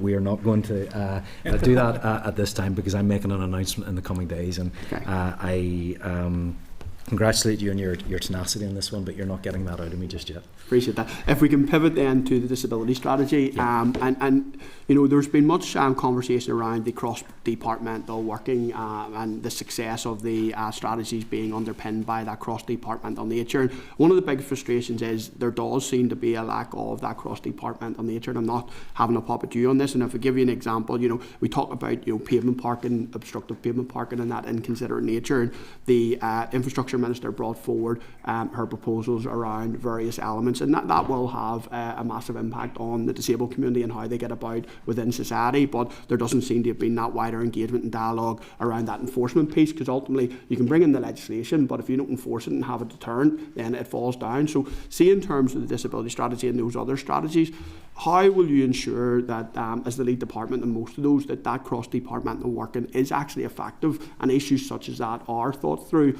and actually when these measures are delivered, that they're thought through and actually to have consequence? I think politicians can often be great at seeing a problem, putting in place a legislative solution, then hands off and say, right, that's us, job done. There needs to be a constant review to make sure what's been agreed is implemented, it's funded, it's done in the right way, and that's why I'm setting up the Disability Forum, so that we will have people that have experience of this day to day that will be able to hold us to account, and not just my department, though I welcome that, but others as well, and that we get to the point where there is an effective group there that is saying, not just to be there for the sake of it, but that can actually say, here's how we need to progress, here's how this can be fixed, and here's how this can be improved. I think that's going to be a really, really important group, and that's why I was so keen that it was included. And just final one on this, we could obviously spend our time on all of these topics, the whole hour or more, and you have often talked about throughout your tenure as Minister of Communities about being an outcomes-based minister, and you want to actually focus on solutions. So, you know, previously, Minister, we had obviously the Access and Inclusion Fund, I think that's the name for it, and obviously with your departmental budget constraints, we've seen, I think it's no longer operable at the moment. Is there any thought within the output of the disability strategy around creating a fund that could perhaps be delivered through councils? I know that was previously, but is wider, in a wider context, that can make society more accessible? Because quite often I hear from disabled people that would state and are rightly frustrated that society is not entirely accessible, and I think if we could create a dedicated fund that would look at how it makes society more accessible, it would have a massive impact. Obviously, the strategy will need to come with funding with it in order for it to be effective. I actually believe that funding is an investment if it can get disabled people to become more included in society and in the workplace as well. So there are economic benefits from that, and it should be treated like that as well. We will look at all of the options. The consultation will close on the 20th of March. We will look at the responses that come through and see where do we need to be, where's the best place for us to put our resource, and is it a fund like that? And obviously there will be options that will come to me shortly anyway for how we look at things over the next few years, and also how I spend my own budget within the areas of responsibility that I have. So for example, my own the state care monuments, for example, is there more work that needs to be done there to make them accessible, or other things that are under the control of the department? Appreciate that. Thank you. Andy, it had to be very brief now here. Okay, well, yeah. You've had your allocation to see with everybody else. You can double check it there if you wish. Well, briefly, please. Local Growth Fund, Minister, and obviously there's a whole plethora there. I'm happy to engage with you after in the manner we have previously. And I've read the executive letter on this. Do you feel the UK government are listening and they understand the concerns that are raised by the wider sector in terms of that funding balance between capital and resource? I think if they had have understood it, they wouldn't have done what they have done. So I think that's why we do need to make the case and make an effective case that this isn't just about, oh, we need more money or whatever else. It's look at how it's profiled, look at the impact that it's having. And I don't think we always do a good job of that in government, of spending money in the right place at the right time. That's why I actually think this department is key to making sure that I think spending money through the Department of Communities can save other departments later on, such as health, education, justice, and that's something that I want to put across to the government as well, and make sure that they know that spending this money in this way helps us all. Yeah, no, and I appreciate, obviously, they wouldn't have done it if they got it and understood it. That wasn't the premise of the question. The premise of the question was, obviously, they've done what they've done, but do you think they've understood and they've listened to the concerns that's raised? I think the co-design approach wasn't delivered upon at the outset, but are they listening now? I think that remains to be seen. Okay, thank you. Okay, so we have a brief question then from our Deputy Chair, Cathy Mason. Thanks. And then I'm coming to Sian for that brief follow-up on her question. Thanks, Chair. Minister, you outlined really well there the budgetary constraints that your department is facing. Yours, like all departments, I suppose, are under this pressure. And you quoted me many times during other answers that you were given around the housing. And this is a genuine question I'm just looking for clarity on. You recently announced, I think it's £15 million allocation for Cultra. I think it's £40 million coming from communities. That's a very significant amount of funding. Is that something that would usually come before the Assembly, that we could scrutinise, that we could question you on and how you came to that decision and why you prioritised that? No, it's within the remit of the department, and I think that was the right thing to do, and different from other funding allocations for a number of reasons. First of all, it's my own infrastructure. It's under the control of Museums NI, so this isn't like giving a grant to another organisation. This is about maintaining what we have and improving what we have, first of all. Secondly, there's an income stream for the department. The Museums NI bring in millions of pounds every single year. I want to increase that, which is why we have it in place. And thirdly, it has opened other areas of finance as well.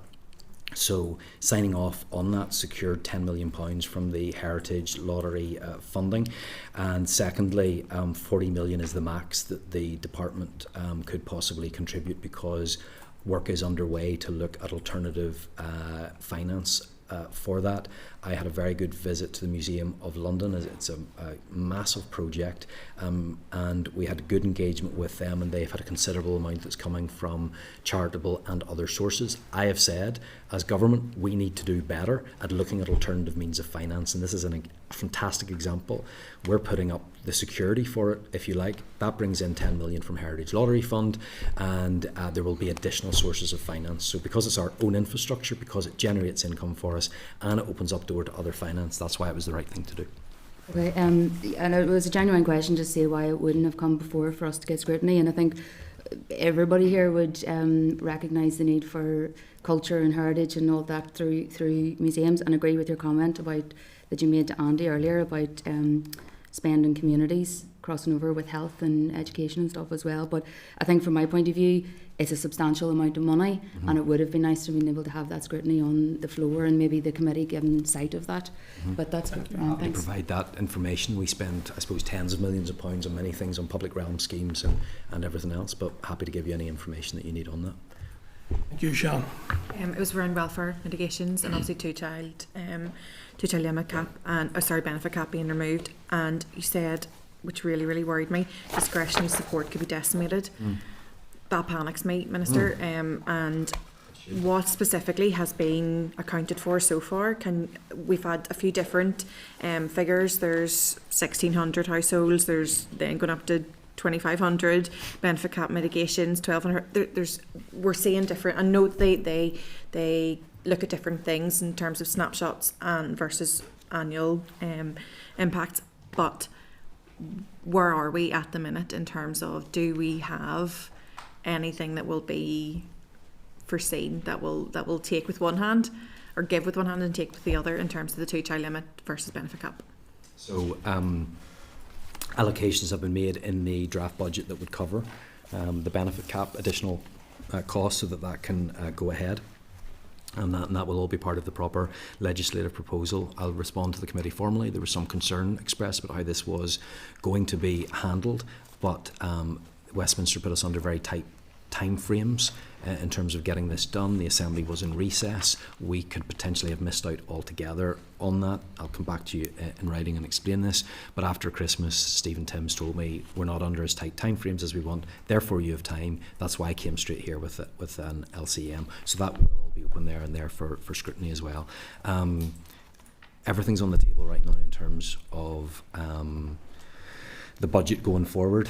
I hope to get changes. I hope that we can not do some of the things that I might otherwise have to do, but no decisions have been made. But discretionary support, I suppose, is that it is discretionary, and there are a lot of statutory responsibilities that I have, so I need to look at that in the round, and I think we're right to be concerned.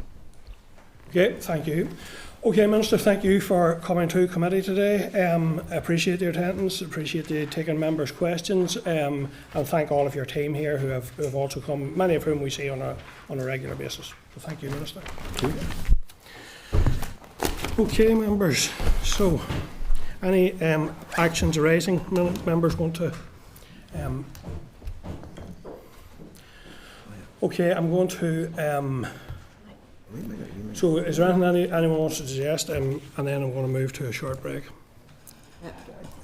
Chair, could we firm that up, what the Minister asked for, to ask the Minister of Finance if he could ring fence at the start of every budgetary year money for housing, social housing. Okay, so could we form that up in some form of words? Well, I would love it to be formed up. I have to say I found that absolutely ridiculous, that a minister will come here and request a show of hands on something he has simply introduced. If the minister wants to put a serious proposal in a serious professional way to this committee, I suggest he's quite welcome and free to do so. And when he does so, we will scrutinise and consider it. That's my opinion.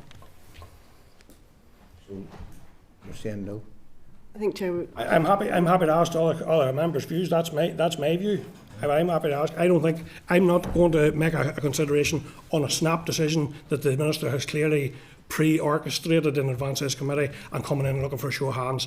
And I think that points to some of the problems here. That's not how professionals do business, and that's not how this committee, I think, should be operating. Chair, should we look at it in some way? If he comes back with a proposal, there's no proposal other than a sentence, and he's expecting us to take a position on that.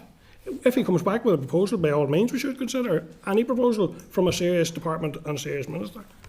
During the questioning session, I did ask the Minister if he brought a business case to the committee, we would consider. Perhaps we follow up and just say, ask the Minister for his business case on that, because we can scrutinise it then.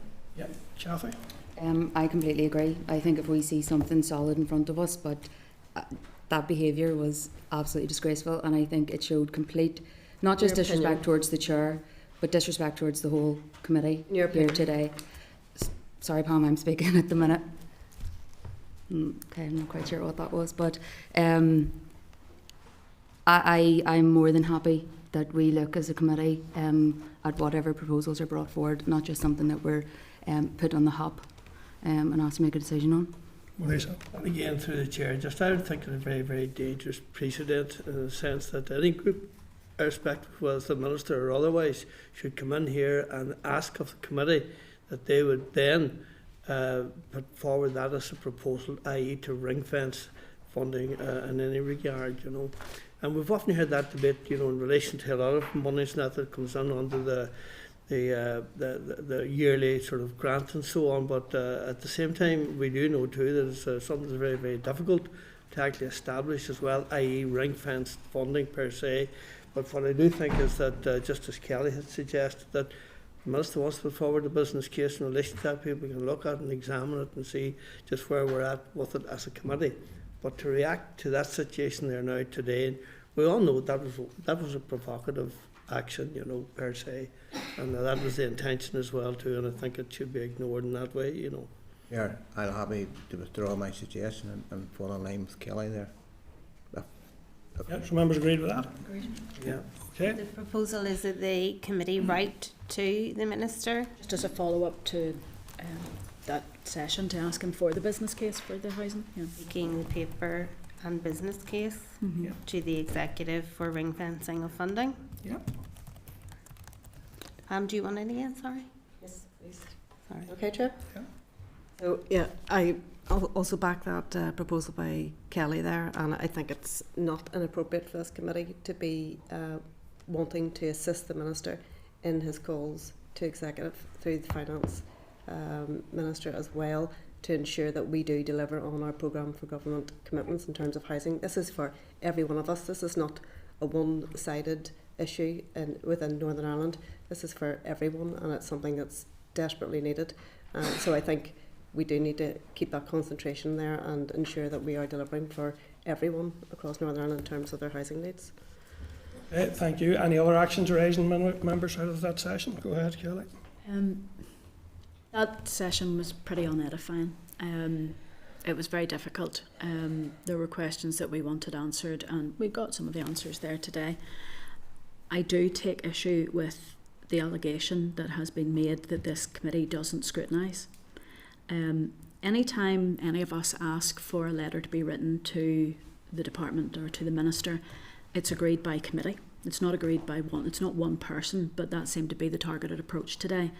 And on that basis, and on the fact that this committee by majority vote has taken a no confidence position and the issue that has come forward, I'm going to ask Chair, and if you want to take a vote on it, that's fine. I think that we should, under the Northern Ireland Act, Section 30, Part 6, ask the Secretary of State for his opinion on whether or not that a further motion should be brought to the Assembly.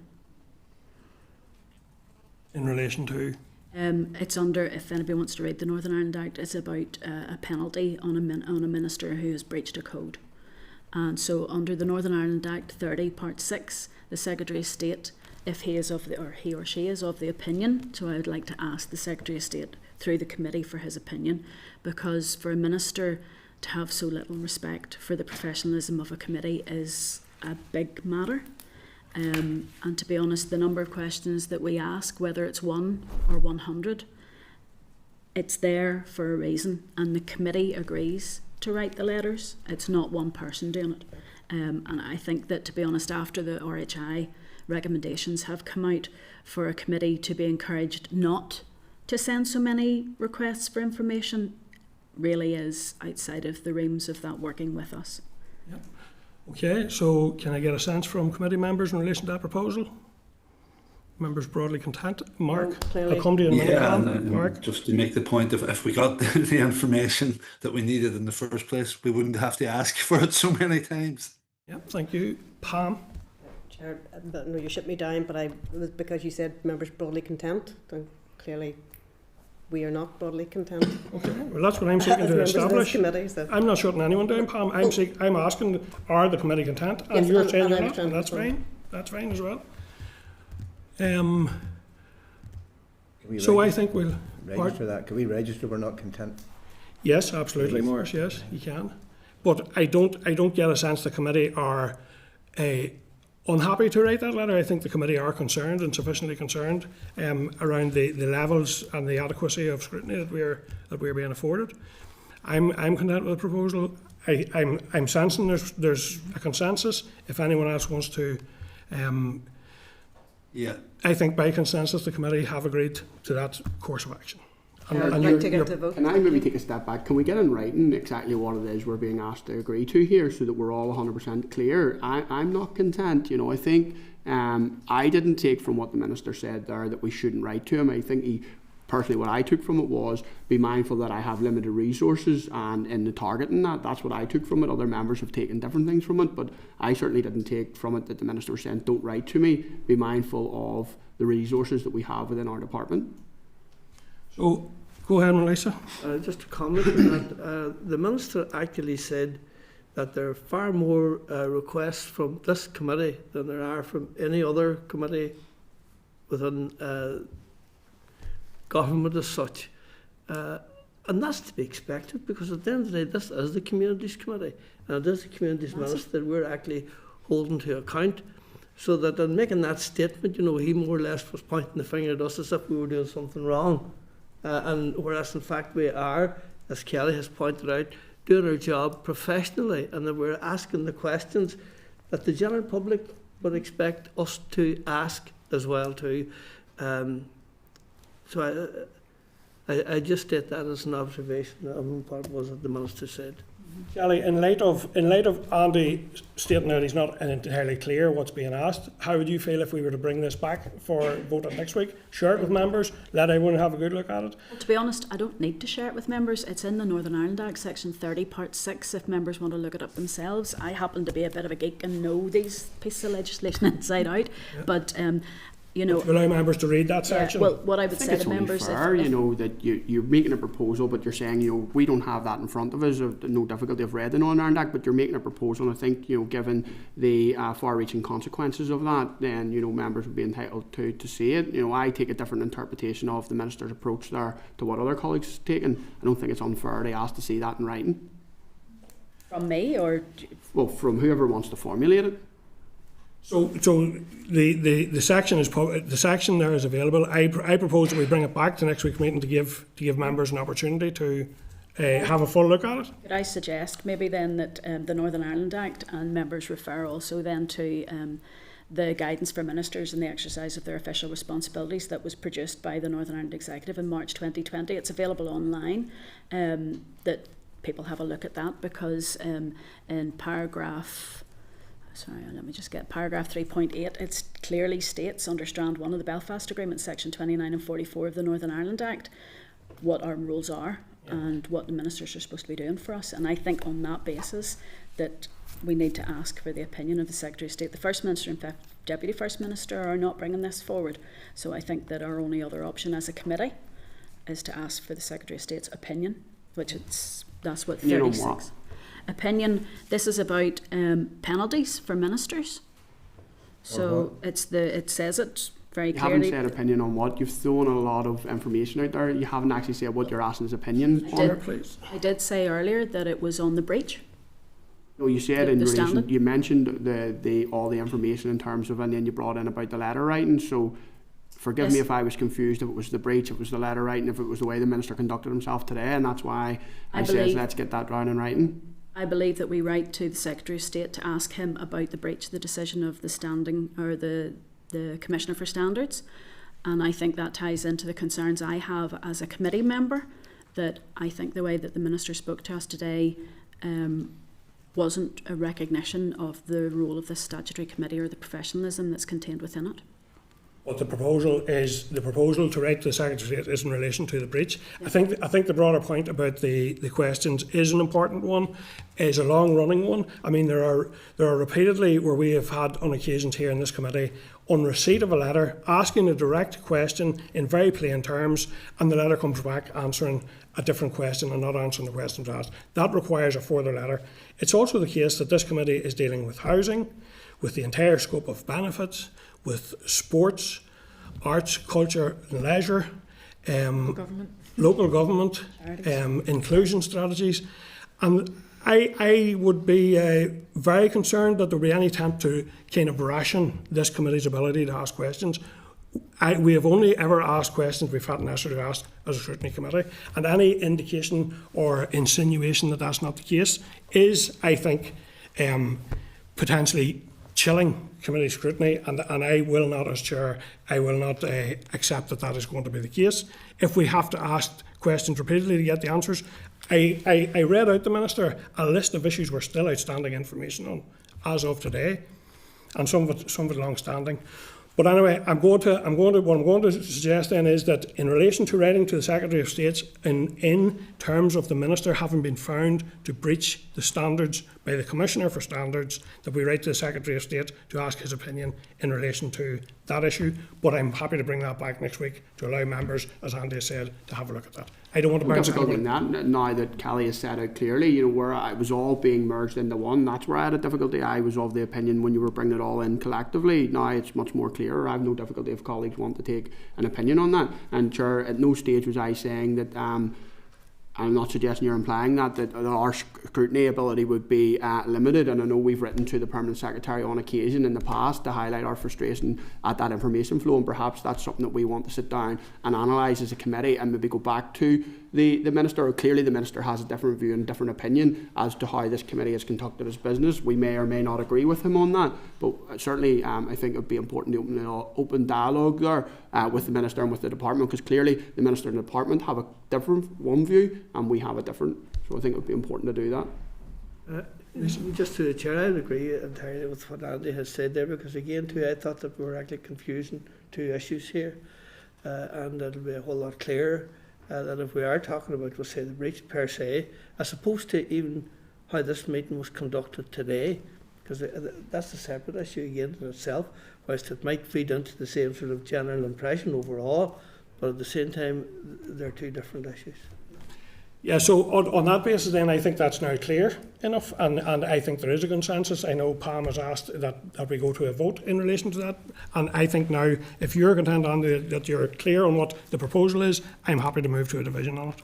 Yeah, just one wee addition, if possible. Could we ask the Minister how long it takes him to answer a question and how many members of his staff it takes to answer that question, to give us a bit of an insight into the length of time that these questions take to answer?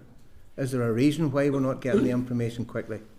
Well, you see, the thing about that is, then, you know, so I have already said, in my view, any questions we're asking are necessary questions as a scrutiny committee. It almost implies that we would seek to self-control because it takes up a bit of time. I'm not asking that. And here's the thing, Maurice. If the department came back with the answer in a timely fashion, the answer to the question, sometimes there would be no need for repeat. We have also, let me set this out, repeatedly tried to engage informally and collegiately with the department around this information. And the department simply saying it's taking a lot of time or it's causing us a lot of trouble is not, for me, a good enough reason for a department not to respond to committee requests for information. I actually agree with you, Chair, but I'm saying, as a committee, we would need to know the length of time it takes to answer questions and the amount of staff that it takes, because maybe the Minister needs more staff. You know, yeah, I'm trying to be and fair. And there's plenty of them in Tyrone, Armagh, from all I'd love to be. But I take your point, and we can, Maurice, and I do think that there is a separate issue there that does still need resolved, and I have no issue with engaging with the department around why we're continuing to have these difficulties in getting information in a timely or in an accurate and a focused fashion. So I've no worries about that, other than to say that I don't think time should be a reason not to respond to committee requests in itself. If I can help on this, I chair the Committee on Procedures, and one of the areas that we have been considering is questions. Following on from a request from the First Minister and Deputy First Minister. Members can ask their representative on the Committee for Procedures, but there's a raised paper that confirms that there is very little information collated by departments on the cost or time or anything like that. So it might be difficult for them to do as a project, but I know that we have been looking for that type of information to help to, you know, if we wanted to in the future require members or require the ministers to say how much it has cost, for instance, for each question to be produced. And it seems to be very difficult to get that information, but there is a raised paper there on that side of it. But if members want to talk, Trevor, for instance, and Cheryl would be on that committee. We had it this week. Well, in relation to that issue, can I suggest that the clerk maybe draws up a plan of action in relation to engagement with the department around why information is such an issue, and we'll take that then at a phased basis. Mm-hmm. In relation to writing to the Secretary of State, I'm checking again, is there consensus with committee to agree that by consensus? Mm-hmm. Yep. Okay, so I think we're I'm going to then move to allow the committee an opportunity to move to a division, given we haven't arrived at that.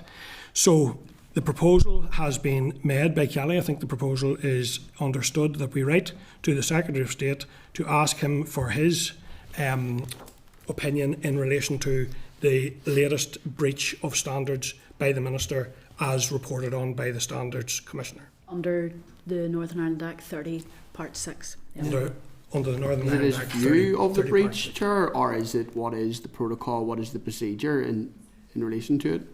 30 Part 6 says if the Secretary of State is of the opinion that the Assembly ought to consider a resolution, so it's his opinion. Yes, we're asking for his opinion. Okay. So we're not asking for his opinion of it, but whether the Assembly should consider a resolution. Yeah. Yeah. Yeah. Okay. Okay, so Mark is online there. So it seems, members, the committee is unable to reach a consensus position in relation to this matter. Although, I'm just going to check with clerk.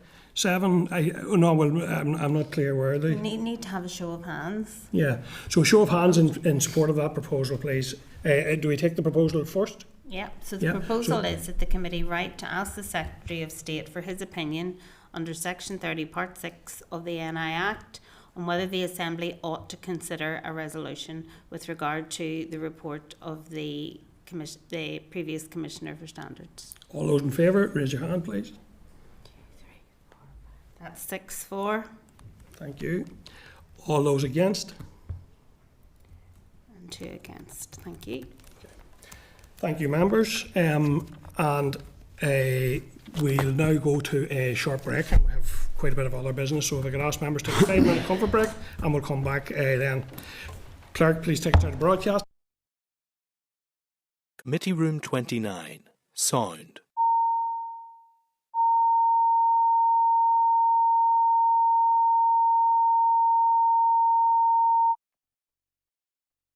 Committee Room 29. Sound.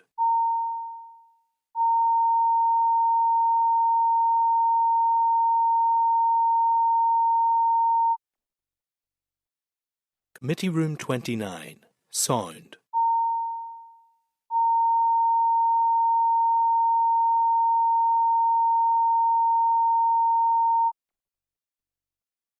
Committee Room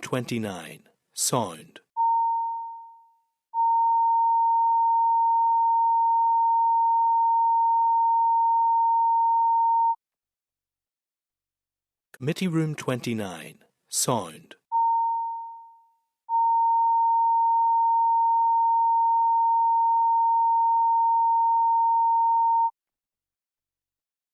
Committee Room 29. Sound.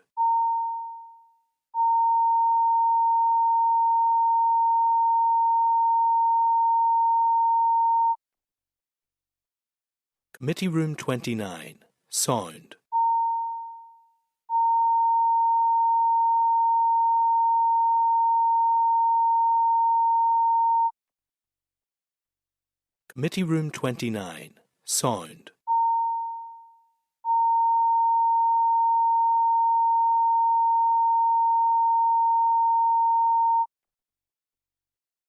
Committee Room 29. Sound.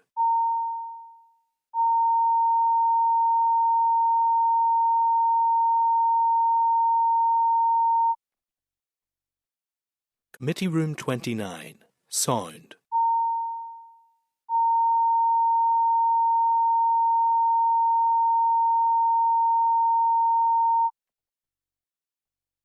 Committee Room 29. Sound.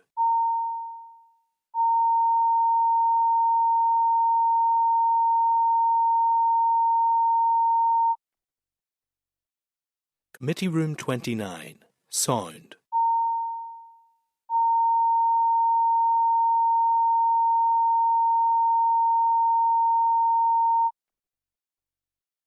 Committee Room 29. Sound.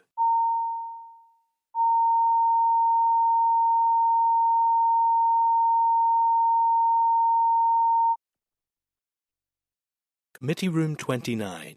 Sound.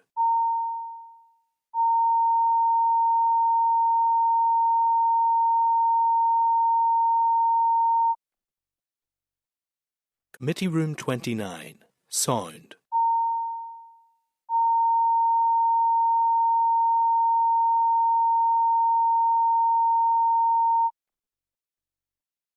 Committee Room 29. Sound.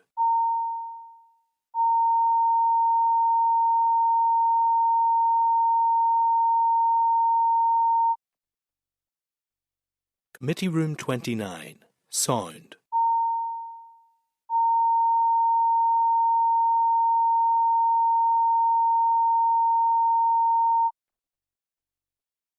Committee Room 29. Sound.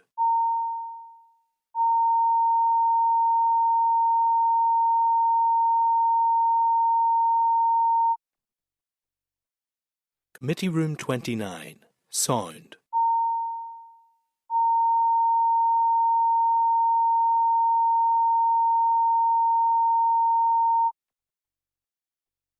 Committee Room 29, Sound.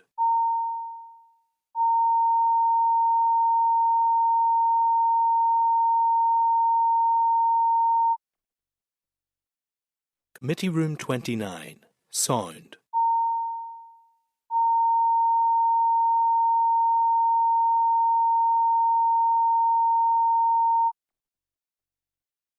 Committee Room 29, Sound.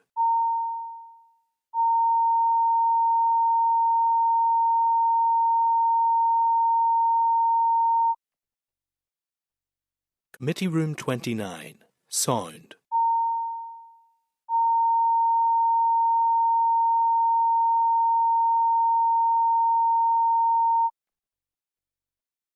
Committee Room 29, Sound.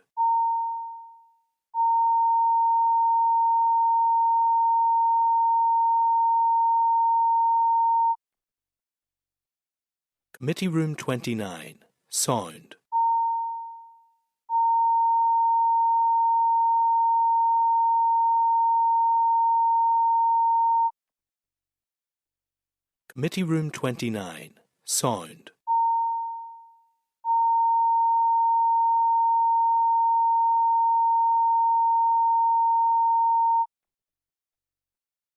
Committee Room 29, Sound.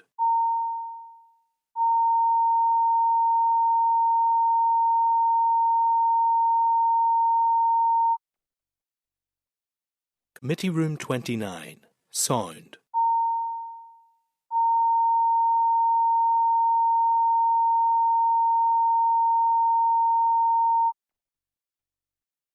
Committee Room 29, Sound.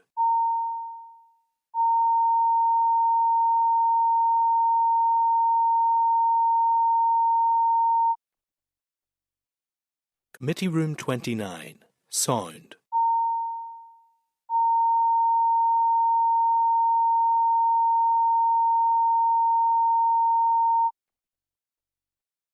Committee Room 29, Sound.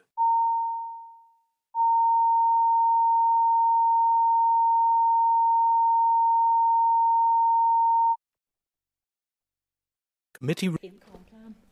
Members, we will need to move on pretty quick through all this. The old people stuff. Good. Are we back in? It's working. I'm in my size 16s. Morning. Okay, thank you, members. That's us back into a session, and we're resuming at agenda item 8, Universal Credit, Removal of Two-Child Limit, Bill LCM and Pension Scheme Bill, Subsequent LCM, Oral Evidence from the Department for Communities. Members, this agenda item contains briefing from department officials on the two LCMs considered at last week's meeting. I therefore propose that we firstly receive a briefing and members' question on the subsequent LCM on the pension scheme before we move on to the second LCM on the universal credit removal of the two-child limit. The briefing paper for the item is at page 181, and I now like to welcome the following officials to the meeting. David Tarr, David's Director of Social Security Policy, Legislation and Decision Making Services within the Department.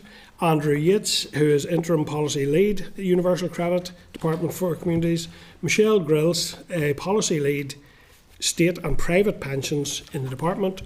And David, can I now invite you to make a brief opening statement on the pension scheme bill before we move to questions from members? Thank you. Thank you, Chair. Good morning, and thank you for the opportunity to attend committee today. Firstly, can I apologise that the briefing has been provided after the debate on the legislative consent motion.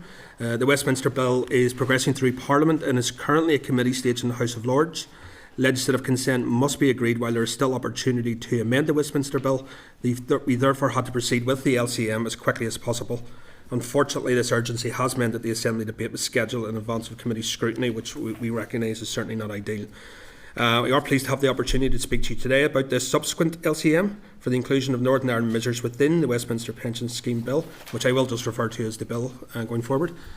The measures for inclusion are pre-97 indexation and funding for the board of the Pension Protection Fund.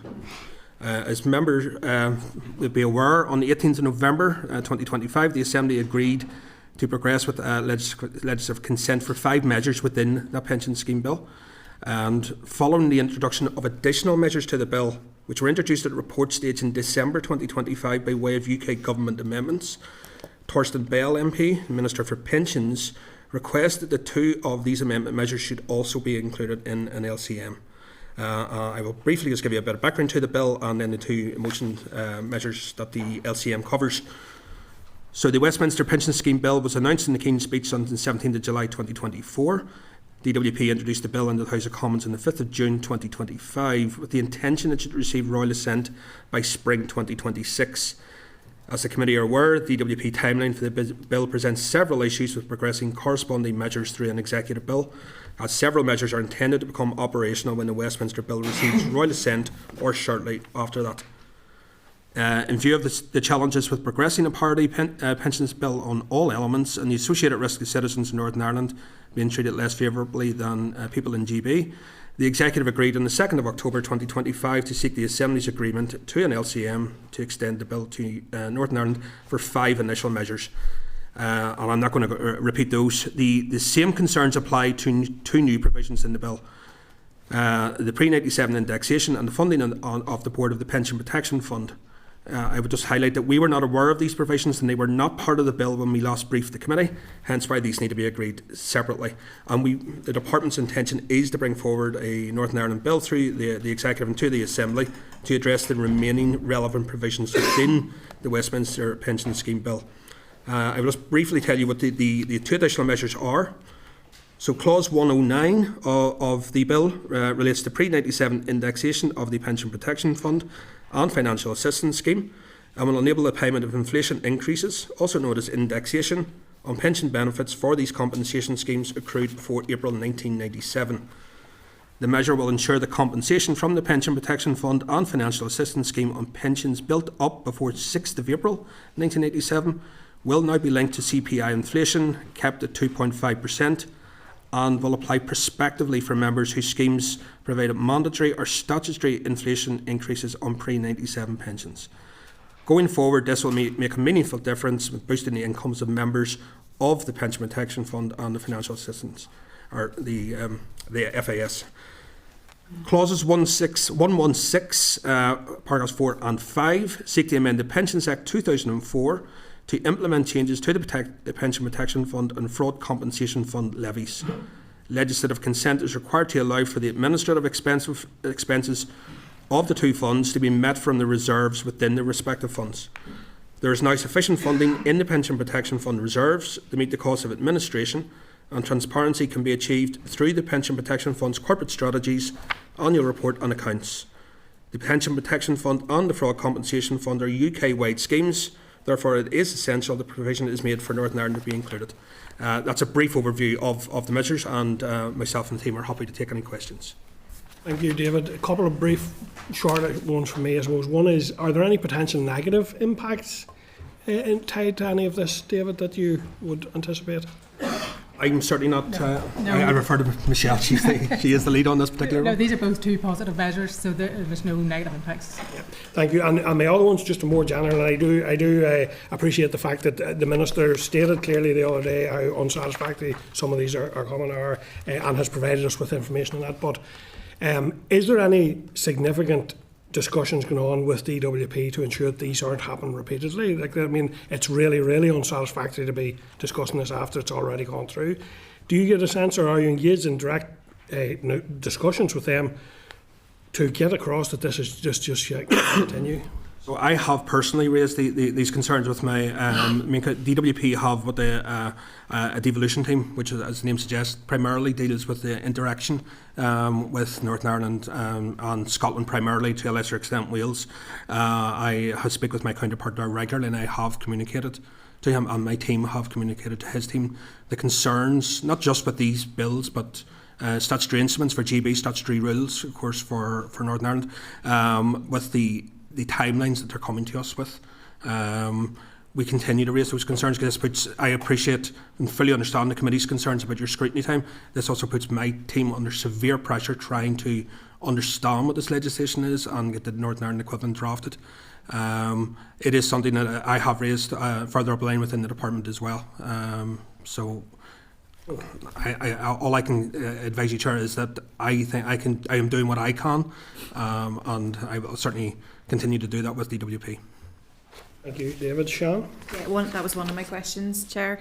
I know that this bill has been framed as largely technical, but there are some implications, particularly for scheme governance. And my concern is just that there's very little NI specific detail that we're being given over. I'm relieved to hear that you think that there's no negative impact, but I suppose in the bill in general, that NI specific financial, administrative, governance implications, is there anything there that should cause any concern from your point of view? And is this something that we can ask for in the future when these LCMs are coming over for that Northern Ireland specific context? I think it's really important for us. Yeah, so I'm certainly unaware, and I'll bring Michelle in here. I'm certainly unaware of anything in terms of the including these two measures. So it would be 7 measures in total in the Westminster bill that would apply UK-wide that would cause concern. This is a substantial bill that they're taking through Parliament. It's still before Parliament. And of course, for the overwhelming majority of the measures, we will be bringing forward a Northern Ireland bill. Michelle and her team are currently working with the WLC. I don't know if it's going to the executive. Or if you, yes, that one's going to the executive. So, but yes, the intention is obviously we will be bringing this to the committee and giving you opportunity to discuss through all the clauses in the bill. So you'll have the opportunity to raise any issues at the time. And just on your final point, yes, we can continue to make these representations to DWP. In this case, the first that we were notified, and I'll just refer to my notes here, the first that we received notification was of these further measures was the 1st of December last year. With the measures were not shared with us until they were laid before Parliament a few days later. It was then, by the time my team could actually contact DWP and understand what the measures were, the Assembly was going to recess. Yeah. So we will certainly continue to raise that with them. In this case, where the government has decided to table amendments that are at an advanced stage, I don't know how much more, how more willing they will be to share information. We will continue to ask, of course. Would it be worthwhile representation from this committee to DWP? I can't imagine that it would cause any harm. Even to the devolution team, I wonder, just to outline the pressure it puts on the department, but also the pressure that it puts on us as the scrutiny committee. Would that be something that we could do? Is even write to the devolution team at DWP to ask for greater consideration of a time frame for Northern Ireland? Yeah, members content with that suggestion? I think it's a good one. Yeah. Okay, thank you. Any other questions then, members? And then, if not, I'm going to, David, would you move on then to the second LCM, which and the papers for members start at page 184 of your papers. For information, at page 24 of table papers for this item, there's a letter from the Minister detailing information on committee scrutiny time at, and page 27 is a response from the Speaker. David, could you please go ahead and make a brief statement in relation to this one? Thank you. And again, Committee, thank you for the opportunity to speak to you this time about the legislative consent motion for the universal credit removal of the 2-child limit bill, which again I will just refer to as the bill. This is a single topic bill that makes provision to remove the policy of paying for a maximum of 2 children in a household, subject to a limited number of exceptions within universal credit. The change will increase the amount of welfare support available to families on UC with 3 or more children and aims to reduce the number of children living in poverty. I will briefly run through the background to the LCM and then the provisions themselves. As you committee will be aware, in her autumn statement on the 26th of November 2025, the Chancellor of the Exchequer announced that the 2-child limit in UC will be abolished from April 2026. The bill to remove the 2-child limit was introduced in the House of Commons on the 8th of January, and the UK Government is working to progress it as quickly as parliamentary time allows to enable the changes to take effect from the 6th of April this year. So this timeline presents several challenges in terms of introducing corresponding measures in Northern Ireland through an equivalent bill. We are very conscious of the views of members of the committee on the use of LCMs and would ordinarily seek to avoid using this process. However, given the circumstances, Minister Lyons has taken the view that, on balance, it is sensible to seek an LCM to ensure that these important provisions extend to Northern Ireland and that people here can benefit from changes at the same time as in GB. Sir Stephen Timms MP, Minister for Social Security and Disability and DWP, has confirmed that formal consent will be required before the bill reaches royal assent, which is likely to be mid to late March 2026. At its meeting on the 15th of January, the Executive gave its agreement that the provisions of the bill should extend to Northern Ireland and that the consent of the Assembly be sought for an LCM. The legislative consent memorandum was laid on the 19th of January, and I will just briefly cover what the provisions are. So the 2-child limit currently restricts payment of UC child element for a maximum of 2 children, except in limited circumstances. The purpose of the LCM is to seek agreement to the inclusion within the bill of provisions for Northern Ireland, and these are set out in clauses 2 and 3 of the bill. Subsection 1 of clause 2 provides for the removal of the 2-child limit from the Welfare Reform Northern Ireland Order 2015 and for the removal of the existing power to make exceptions to the limit, which will become redundant. And subsection 2 provides for consequential amendments to the Welfare Reform and Work Northern Ireland Order and regulations, or the Universal Credit Regulations Northern Ireland 2016, removing references to the 2-child limit. And subsection 3 notes the revocation of regulations 25A, 25B and Schedule 12 to the UC Regulations Northern Ireland. The revocation results from the repeal of the primary powers in relation to the 2-child limit and provides clarity to any reader of the regulations on how the law applies. Subsection 4 sets out how the changes will come into effect in relation to assessment periods commencing on or after the 6th of April 2026 and defines assessment period by reference to the Welfare Reform Northern Ireland Order. And additional child elements can therefore be included in the calculation of entitlement for assessment periods starting on or after the 6th of April. And finally, clause 3 of the bill sets out the territorial extent of the provisions and sets out the coming into operation date as the 6th of April. The clause also provides a delegated power for the Department for Communities to make transitional or saving provisions for clause 2.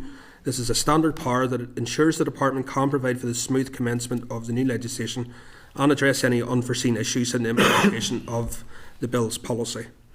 Aligning the bill through an LCM will ensure that UC claimants in Northern Ireland receive the same welfare entitlements at the same time as their counterparts in GB.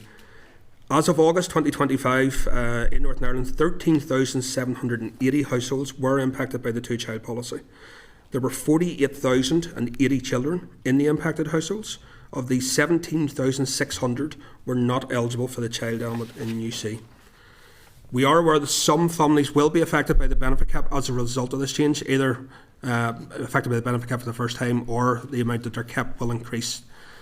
The estimated additional cost to the Department of mitigating families affected by the benefit cap in 2026-27 is £9.4 million. The additional funding for the mitigation scheme, which of course is specific to Northern Ireland, will require executive consideration as part of their multi-year budget exercise.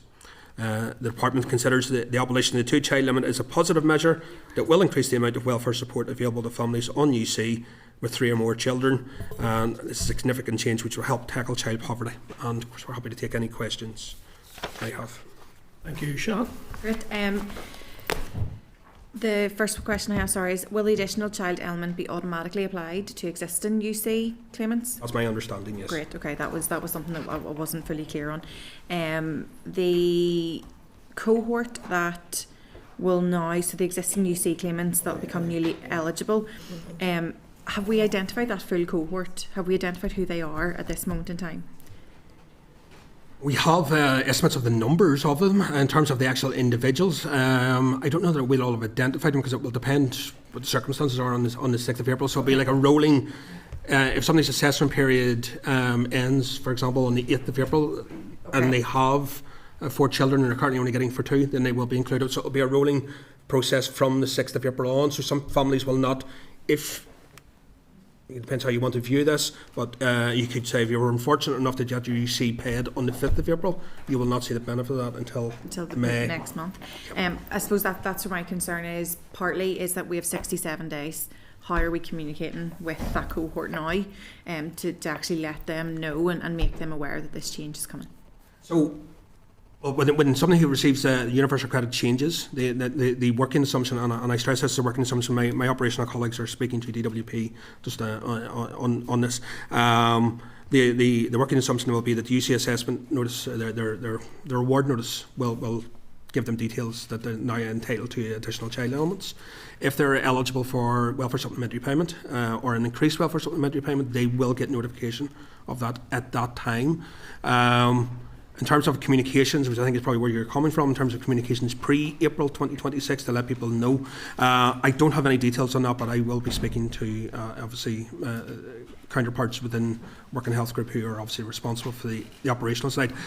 This is moving extremely quickly from our point of view, and we will certainly look at putting in some sort of communication out to let people know. And I think I've been clear, David, in previous committee meetings where I'm just really concerned that the numbers we're getting aren't finite, they aren't definite in terms of our welfare supplementary payments. I'm genuinely concerned that we will end up giving with one hand and taking with the other if we get to a circumstance where mitigations are just too expensive, or at least seem to be too expensive to the department. Do you foresee, when we look at that 9.4 million within the budget of your department, does it come from your department, or is it the operational side of things? So, well, when I refer to the operational side, I'm referring primarily to, in this case, for example, to Conrad McConnell and Leo McLaughlin, who, of course, are responsible for the operational delivery of the benefits, and I do the policy side that underpins that. The DFC has as a stance a statutory obligation to pay benefit cap welfare supplementary payment to any family with children affected by the benefit cap. So that means that the households who will be adversely impacted, if you like, as in they'll not see the full amount of the increase in the universal credit, this department will automatically step in and mitigate that. Okay. That we are legally required to do that. Sorry. Up until 2028. Up until 31st of March 2028, and I am aware there are requests in obviously about the department's plans to extend beyond that. In terms of where that money comes from, the department, the starting position will be the department will put a bid into DOF as part of the budget exercise for that additional 9.4 million. When I said 9.4 million. Obviously, the allocation will be a matter for the executive and DOF. If that wasn't met, well, that really is. I'm afraid I would have to defer to some of my finance colleagues on that. But all I can say that the committee at this moment in time, short of the Assembly approving new legislation, it is a statutory requirement on us to pay that. Okay, thanks very much, David. Appreciate it. Thanks, David. Kelly. Well, thank you. Sticking with the money side of things, yes. I'd written to the Minister who'd kindly provided me with an answer.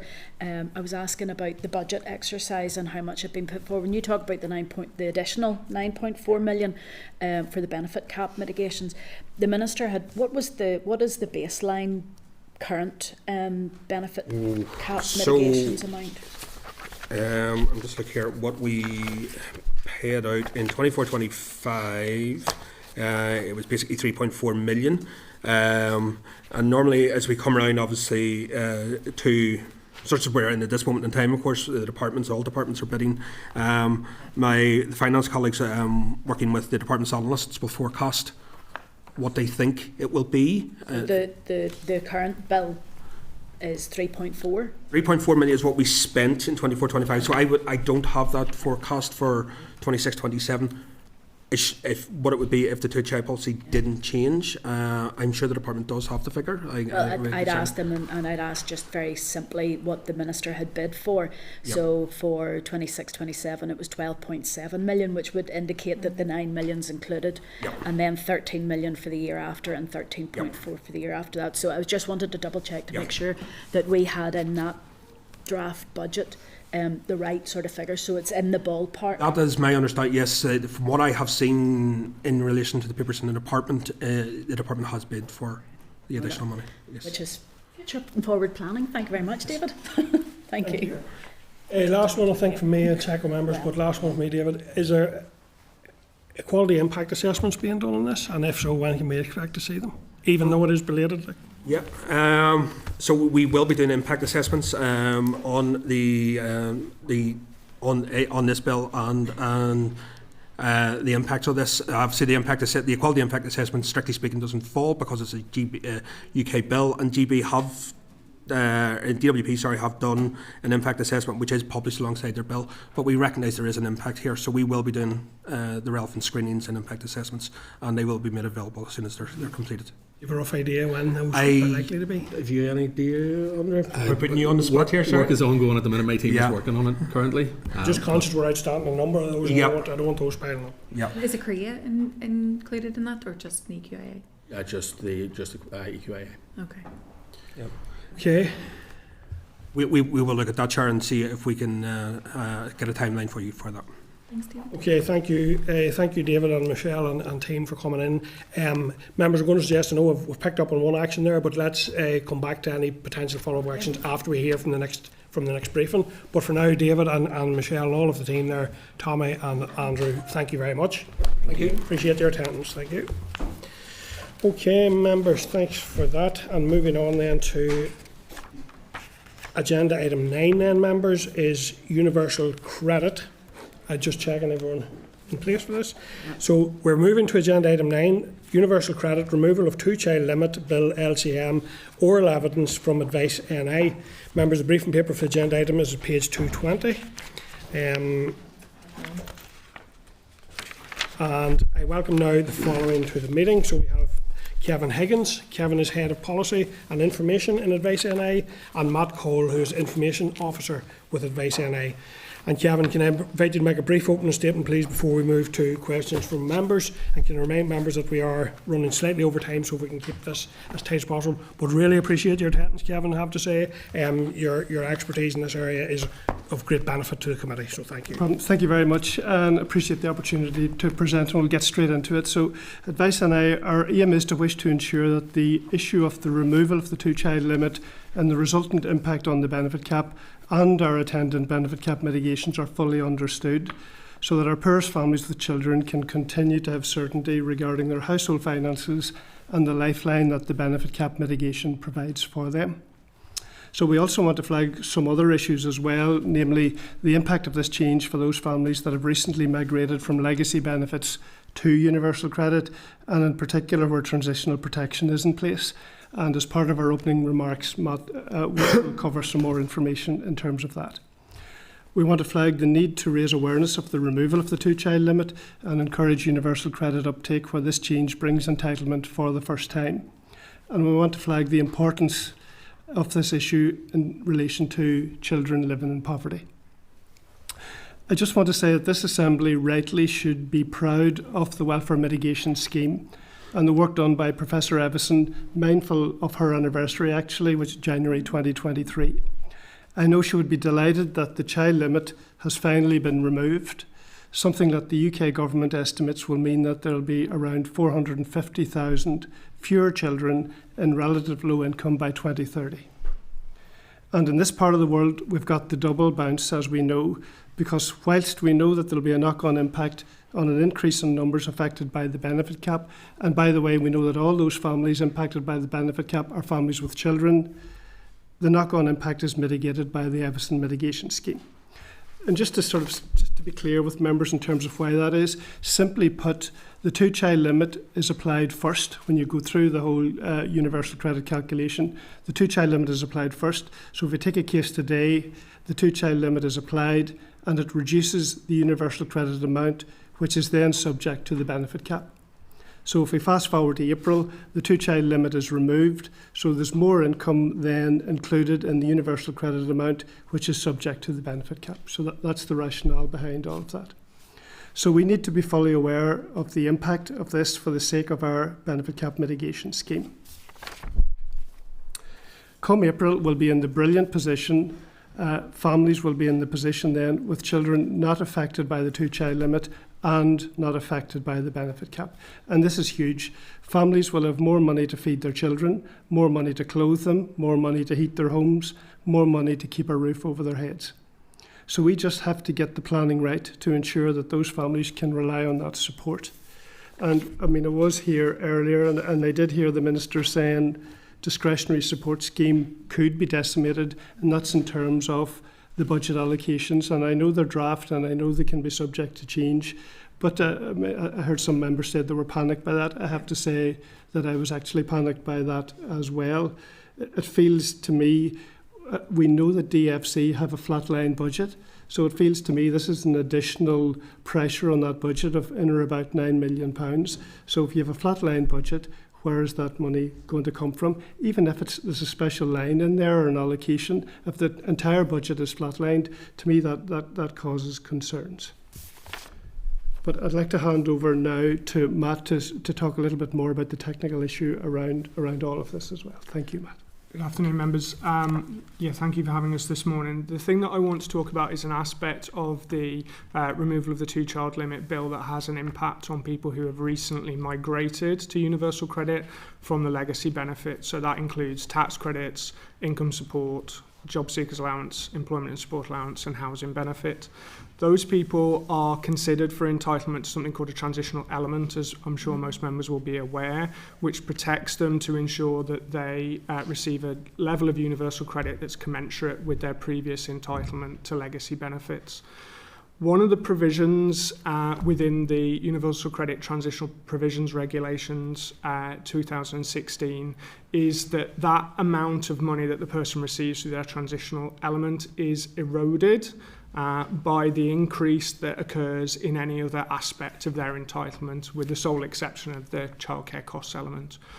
So any increase to the child element that comes along with the removal of the two-child limit will be subtracted from whatever entitlement to transitional protection that person has. So there's an additional impact, as well as those people who will be impacted by the benefit cap, to people who have recently migrated. There's no provision within the bill as proposed to amend those transitional provisions regulations. So what that means is that effectively these people will fall foul of that, and they will lose some of the increase that is going to come in through the removal of the two-child limit. So it's an additional area aside from the benefit cap that could be impacted. Obviously, the bill hasn't even had its second reading in the Commons yet, so there has been no debate, and we're not aware of any discussion happening about this within Great Britain on this particular issue. So it's something we felt was essential to highlight. We don't necessarily feel that that would stand in the way of legislative consent being given by the Assembly, but it's just something that should perhaps be important to refer back to Westminster to establish whether there is any intent to consider that, whether it has been considered, and therefore decisions made that it shouldn't be mitigated at all. But it just shows that the interaction of changes like this with the existing regulations can produce their own sort of specificities that we'd want to highlight. Okay, thank you. And I want to just say from the outset, I fully agree with your comments in relation to the work of Eileen Iveson, I have to say, and also in relation to the removal of this, what was a very pernicious scheme in any case. And I recognise a lot of people in this room currently have worked very, very hard to get rid of it. And it is good to see that and important to see it. Before I go to Sian, the one thing I want to pick up on you with around the need to encourage universal credit uptake. What's your concerns around that? What would your advice be to us or the department, or to pass on to the department, to what they should be doing on that? And are the department engaging with you on providing you with any additional resources to deal with the fallout from all of this? I suppose we have to say we do have very positive engagement with the department up to a very senior level in terms of the operation of universal credit. We have regular meetings and outside of those ad hoc meetings as well, I have to say. So our level of engagement with department officials is very, very good, and we welcome that, and no problem saying that. We have, the advice sector generally, our frontline services and our helpline have been under substantial pressure. At the moment, it's all around move to UC. So the big push, as you will know, is employment and support allowance and getting those ESA claimants migrated onto universal credit. And that has to be done by the 31st of March. So that's a huge piece of work. It's been a huge piece of work right from tax credits right through. But you'll be aware, members will be aware that these are particularly vulnerable people, and our big focus, and I think to be fair, the big focus of the operational side of the department is to ensure that everybody is safely and effectively and securely moved across to their universal credit. And I suppose that's our big focus at the moment. We have an eye, of course, on the two-child limit, and hence we did our briefing paper, and we've engaged with finance and we've engaged with DFC and the ministers and committees on that. It's a big part of the two big issues are around then the mitigations and transitional protection. And it's just to be crystal clear on the impact on the mitigations. And just to repeat, if we have a flatline budget, the mitigations were agreed by the executive. It's a fantastically good news story, such a positive impact on child poverty. But we need to be really, really clear that that's protected for now and protected beyond 2028 as well. Okay, Sian? Thank you so much to both of you, and thank you, Kevin. What you do not know about Universal Credit is not worth knowing. So I want to say personal thank you for being my go-to when I have silly questions about these sorts of things. So I'm just wondering, I actually hadn't clocked the transitional element. Do we have any idea of how many that is impacting? How many of our UC claimants? How many are in receipt of a transitional just in element? terms of how many are in receipt of transitional, but are then going to be eligible for an extra child element?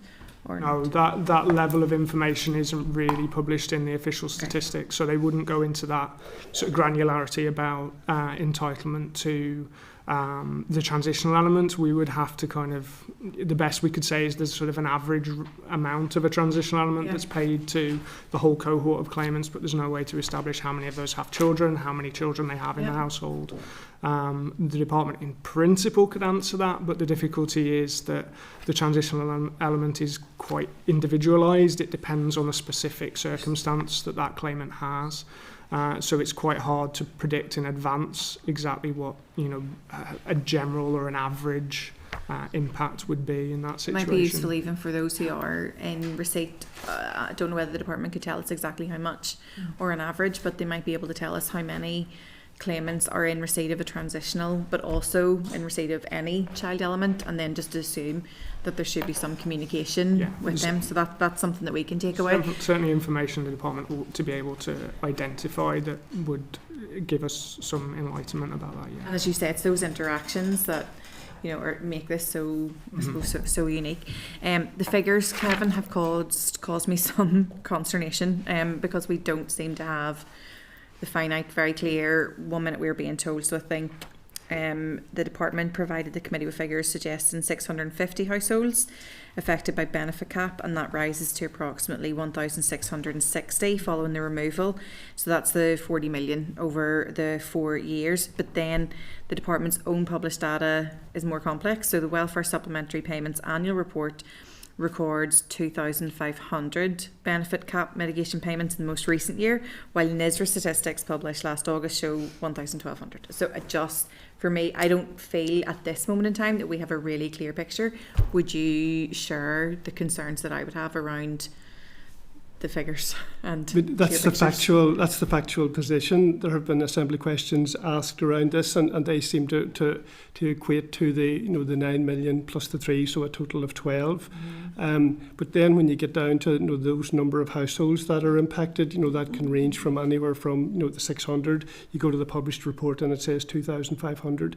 Now I would say, like everything to do with social security, it can be more complex than you initially think. Some families will move on to benefits, some families will move off, so some will be on universal credit the entirety of that annual period, some won't, and so there's a lot of flux there, and I can understand that, but ultimately the annual report stays the 2,500 or whatever, so we have to go with that. And I think this is where we want to be clear on this.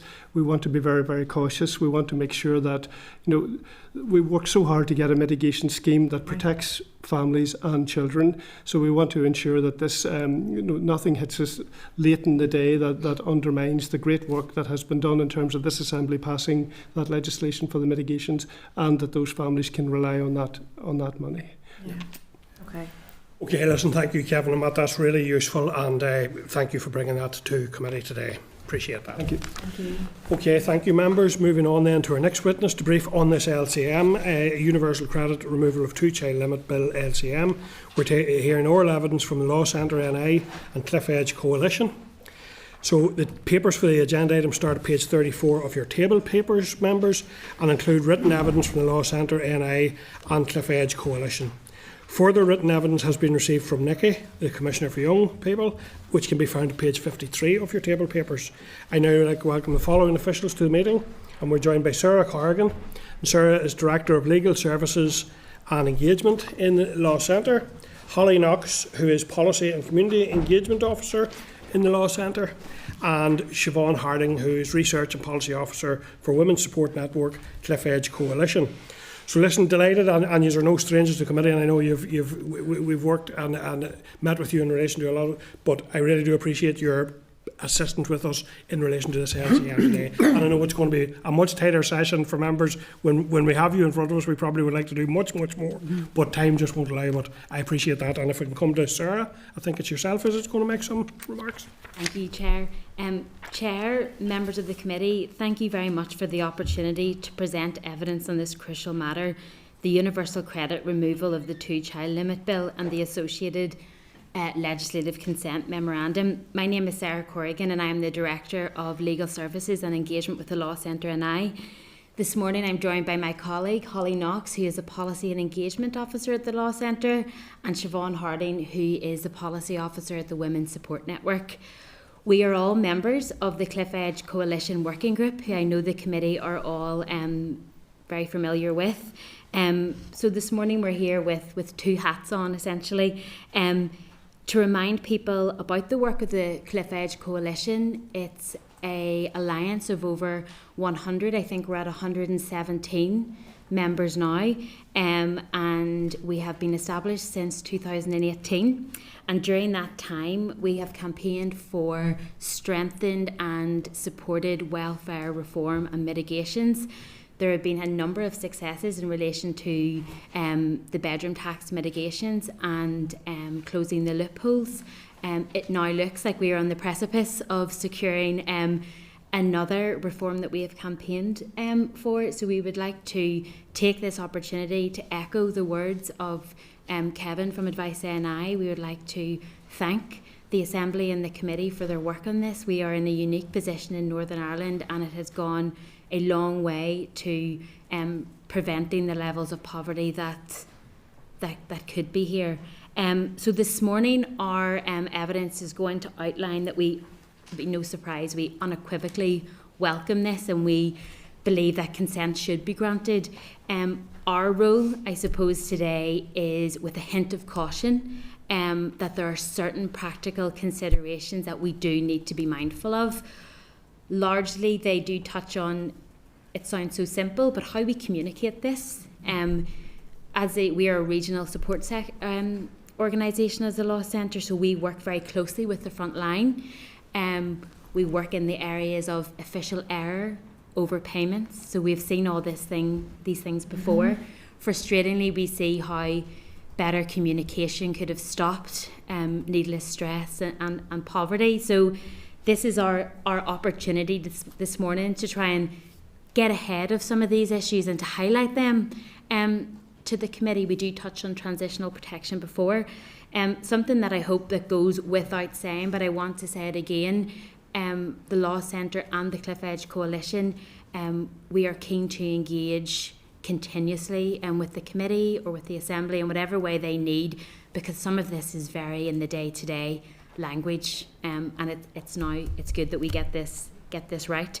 So I am just going to briefly talk about two of our recommendations, pass over to my colleague Holly, who is going to work through some of those areas of caution, and then over to Siobhan to talk a little bit about the Cliff Edge and the gendered impact of the removal of this policy. All right. So it's going to have to be quite brief now because Just I mean, the first recommendation is just that we accept that we ask the committee to grant consent, and you have our stats in the brief, so I'm not going to go through those stats. The third recommendation, Holly's going to cover number 2. I would be remiss not to mention the advice sector and the fact that we are under extreme pressure. There's a review of advice services happening at the moment. Without the advice sector, who are going to be there to assist with implementation, picking up on official errors, dealing with people who face digital exclusion and vulnerable clients, we need a fully resourced and engaged advice sector. And I'm now going to pass over to my colleague Holly, who's going to just talk the committee through some of those areas of caution to be mindful of. Thank you, Holly. Good afternoon, my name is Holly Knox. I'm the Policy and Community Engagement Officer at Law Centre, and I work within our social security team. I would like to take this opportunity to thank you for the opportunity for us to provide this evidence today, and also to you as a committee and to your elected representatives as well for your support in our campaign to remove the 2-child limit over the last number of years. Law Centre and I warmly welcome this critical intervention to remove the 2-child limit, and we are really clear that we want to see this rolled out in a sustainable, efficient and a successful way. And it's critical that from this implementation this is done successfully, as it needs to have a positive impact upon those who are most in need. In our second recommendation, which is outlined further in our briefing, we ask that the NI Assembly and the Department for Communities robustly plan for the effective implementation for the removal of the 2-child limit, and we've identified practical considerations which we think must be given, which must be addressed. We contend that the social security system must be adequately resourced, it must be accessible, and it must be available to those who are most in need. To ensure that barriers to the social security system are removed and that any potential errors resulting from this policy's removal are mitigated, there are several logistical matters which I will bring to your attention. Firstly, I would like to highlight considerations surrounding timing and commencement in Northern Ireland. We're seeking assurance that this will be applied no later than the 6th of April to ensure parity with Great Britain, and this needs to be communicated to universal credit claimants and to the advice sector at the earliest opportunity. Secondly, we have identified practical matters regarding the rollout, which we ask the committee to be mindful of, just to ensure again that there is a seamless rollout upon commencement of the legislation. This includes considerations as to how an additional child element will be awarded to universal credit claim. So will this automatically be applied, or is a new application to be made?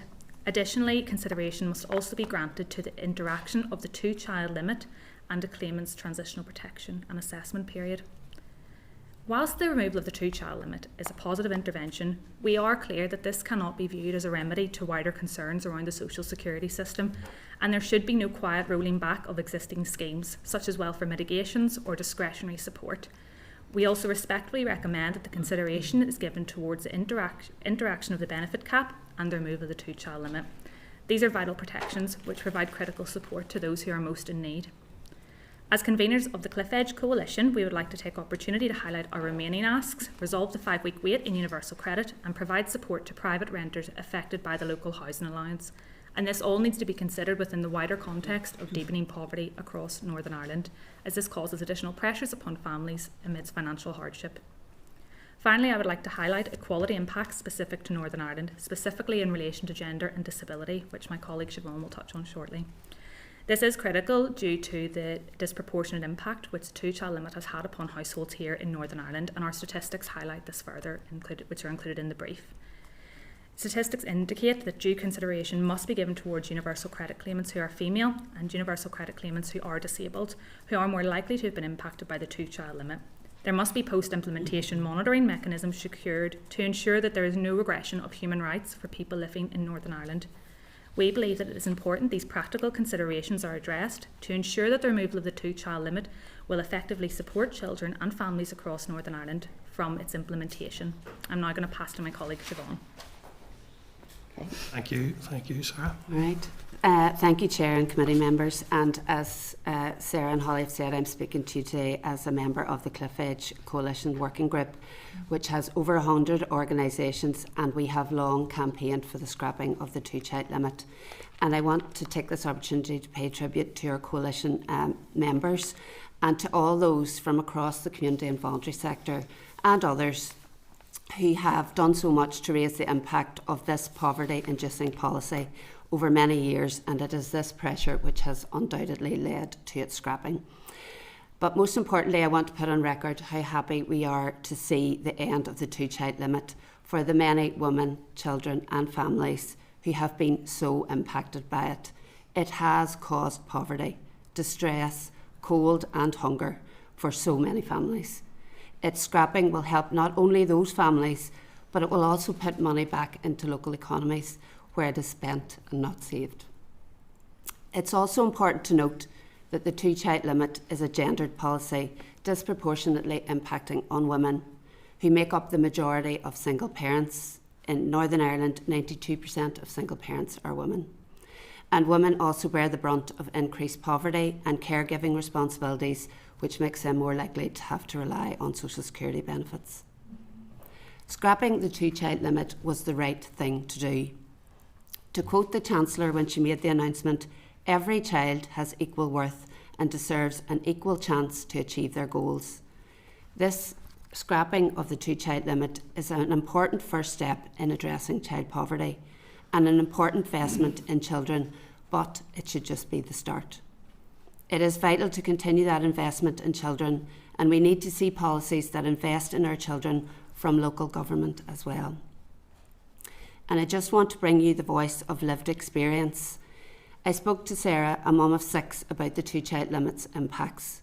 Her children are aged from 1 to 15, and she only receives help for her 2 oldest children through Universal Credit. And it's worth bearing in mind that this means a loss of over £3,500 per child subject to the limit per year.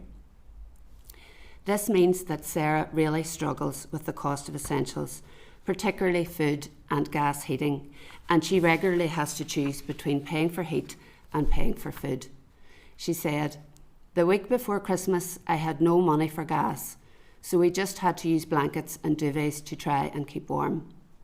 She really struggles with the cost of food, particularly healthy food, and has to use a food bank every week. She says her children love fruit, but it costs an absolute fortune. She said, "The price of fresh stuff is ridiculous. Anything that is healthy, like fruit and meat, has just got too expensive for me to afford." When we talked about the two-child limit being scrapped, she said, "I'll believe it when I see it. I can't believe it's going to happen. I don't believe that government care about people like me." She told me that if it was scrapped, it would make a massive difference to her family's life.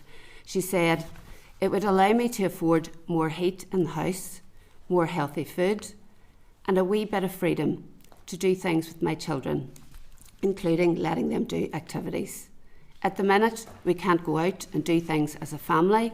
I can't let them go to birthday parties. I just can't afford it." For herself, Sarah says it would relieve some of the anxiety she feels. She said, "My anxiety is through the roof. It makes me feel so depressed that I can't afford to feed my kids properly and do wee things with them." So just to finish, I want to kind of reinforce a point that Kevin made about the interaction with the benefit cap mitigation. And we want to see that families can enjoy the full benefits of the removal of the two-child limit. So it's really important, and it's something that the Assembly should be commended for in terms of introducing those important mitigations. So you know that it's currently in place till March 2028, and it's part of our campaign to see it extended so that this important protection remains. And as Kevin highlighted, 100% of families who are impacted by the benefit cap have children, so it is an important part of that picture in terms of addressing child poverty. And just to finish, I'm also panicked, as Kevin said there, about the Minister's comments on discretionary support, and I'm concerned about anything that gives with one hand and takes away with another. Okay, thank you, and that's really, really useful, and share the concern. That is clearly something that we will want to pick up on.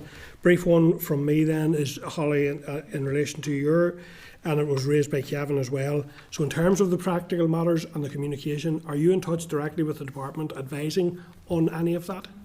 We work really closely as the Law Centre with the department, so whenever we see an issue, we are really thankful we have that good relationship to bring that to attention. What we have outlined further in our brief is some of the issues around communication. It's really important when it's a social security matter, particularly because of all of those complexities, that's communicated to claimants, so it doesn't instill further fear, anxiety, worry or stress, but that it is also communicated very efficiently to the advice sector. Our legal team are taking really complex calls and cases every single day, as I know many other frontline organisations are, and it's really important that the department at the earliest opportunity does communicate that to us all. Colin, can I just pick up on one point? It's a really valid question to ask if we have good communication with the department, and we do, and we're grateful for that. I just don't want the committee to be under in any doubt that what's really important is tailored communication here in relation to transitional protection, because we don't want to see a number of an influx where there's errors over payment. I mean, the devastation that causes cannot be underestimated, especially with appeal timescales. Just to stress, there's people who are going to see this in the press and they're going to think, this is great, I am going to have X amount extra in my pocket. The reality is, for many people, That might not be the case because they are receiving transitional protection already. So therefore, they're already having some kind of protection against the 2-child limit. Now, for some people, it will mean I'll have extra money, so I'll be able to plan for groceries, for Easter, for those things. That's not the case for everybody. So it is tailored communication. So it's good we have communication with the department, but it's that connection with these claimants that is essential, and we are willing to, if we can help facilitate that, we will. Okay, thank you. Any other questions, members, in relation to that, please? I have loads, but I don't think we have time, so I'll follow it up. And the information you've sent us, your briefing through, is very, very useful as well. There's a We do have calculation that. there at the very back that just explains for people that for some there is an impact and for some there isn't. The briefing was fantastic, by the way, so thank you very much, as always. Could I ask if we got Westminster to make a slight amendment to their bill to have the removal of the 2-child limit disregarded from transitionary protection, that would sort this out, wouldn't it? I don't know if it's as clear cut as that. We can certainly check the complexities with our legal team. It would certainly make a big difference in terms of, it depends upon probably all the different elements that are added into the UC claim, but it would make a difference, but not necessarily a blanket solution. But we can definitely come back to you on that, and we'll provide some examples if that's helpful too. It would be very helpful, Chair. Thank you. Okay, so go ahead, Mark. Thanks, Chair. Just to I suppose, thank the team for their tireless and focused work on tackling this issue that has been a direct driver of property, and it is imperative that we, I suppose, ensure that this silver lining doesn't have a cloud. In terms of the transitional payment stuff, and I see clearly that the interaction with the Ben or this removal of the 2-child limit and that communication piece is very important. But particularly around the issue that once it's eroded, it can't be reinstated. Just recently I've been asking questions around transitional protection payments, and it appears to me that the department don't retain, or at least they don't divulge, the reasons for the erosion of that payment. Just is that an issue that you've come across? There could be some instances in which transitional protection will naturally erode, such for instance if there's maybe a change of circumstance, so if maybe a claimant, if a claim moves maybe a couple to a single claim, or if maybe there is changes of circumstances around the administrative earnings threshold. But again, it is a really complex it is a really complex matter, and as Sarah said, it's really good, whenever it's communicated to us clearly. But I always think about a claimant who maybe receives a letter and it mentions words like transitional protection, child element. It's a page full of numbers, and that's whenever we need to make sure that communication is really precise, it's clear, and it's in an accessible language, and also a format as well, too, for those claimants. I wonder, might it be helpful if we set out maybe a number of examples where, to your point, Kelly, as well, about if there is an amendment to be sought, what would be our ask there? So we can go away and take a look at that, and perhaps email over some information to the committee. Okay. So the circumstances can change both ways, and sometimes post erosion, then there's a drastic depletion or fall in someone's earnings. They might go on the maternity pay or whatever, and then it's gone. Yeah, absolutely. And it's transitional protection has provided a really good protection for claimants, but again, it's just that interaction and how changes in circumstances are going to impact that further. Okay, well listen, thank you as ever, Siobhan, Holly and Sarah. Really good information and good briefing supplied, so thank you for that. Thank you very much. Thank you for your time. Okay, members, can I maybe suggest that we, in terms of advice to the department, flag on the concerns around the tailored information, share that information, and indeed endorse the work that they're doing with the Law Centre to ensure that is really tailored and accessible to those who need the information. Are members content with that as an action? Yeah. Anything else from that, either of those two advice sessions, members, or David's session? Anyone want to suggest? I think we need to hear back from the Law Centre about any unintended consequences if there was a push to have the 2-child limit disregarded. yeah, because we better not break in a system. Yeah. I wonder, should we also, given that, and we raised concerns around the time about a new cliff edge in 2028 and the opportunity it was kind of, that could have been future-proofed in a sense. I'd be very interested to know, are the department doing pre-legislative work at this point, so that come 2028, it's not a starting from a cold start. Can we write to the department and ask them if they're undertaking the preparatory work in terms of... Yeah. The committee has asked, yeah. Have we got any... Not to that question. It went in the last 2 weeks, so it's not late as such. Okay. I had written a question, as I said earlier, to the Minister, and he has provided information that the first year when the mitigations are due to not be in place, that they put a bid into the multi-year budget for the benefit cap mitigations anyway. So there's obviously something working away there, but we need to wait for them to come back. Yeah, we need that information. Yeah. Okay, thank you, members, for that. Members, just before I move to agenda item 11, can I advise members that in relation to writing to the Secretary of State, I need to advise the committee before the meeting ends that it would be prudent to take advice from colleagues in Assembly Legal Services on the processes which underpin Section 30 of the NI Act. So would members agree that we schedule a closed session next week and that we don't issue any letters till we've heard from Legal Services? Yep. Yeah. Mark, go ahead. I've no problem with that, Chair. But it was just to make the point now, there's an opposition day, I think it's Monday week. There's a motion down from the leader of the opposition, my colleague, Matthew O'Toole, and it's proposing exactly that. You know, the letter to the Secretary of State on this issue. So I don't want to preempt what advice we get or don't get next week, but members will have an opportunity to debate it and to act on it.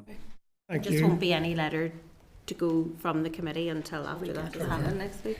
So committee content with that? Yep, thank you. Moving on to agenda item 11 then, members, the Sign Language Bill, initial consideration of our draft report. So members, a copy of the committee draft report on the Sign Language Bill can be found at page 56 of the table papers. The committee report was sent in table papers yesterday, members, so we'll have over a week then to take the time or a decent amount of time to review the report and inform the committee team of any amendments you may wish to make. If I get asked by 12 noon, if members could come back by 12 noon on Wednesday the 4th of February at the latest back to the committee staff, the team will then make any suggested amendments to the report and return to the committee at next week's meeting with a view to us agreeing the report for the record at that point.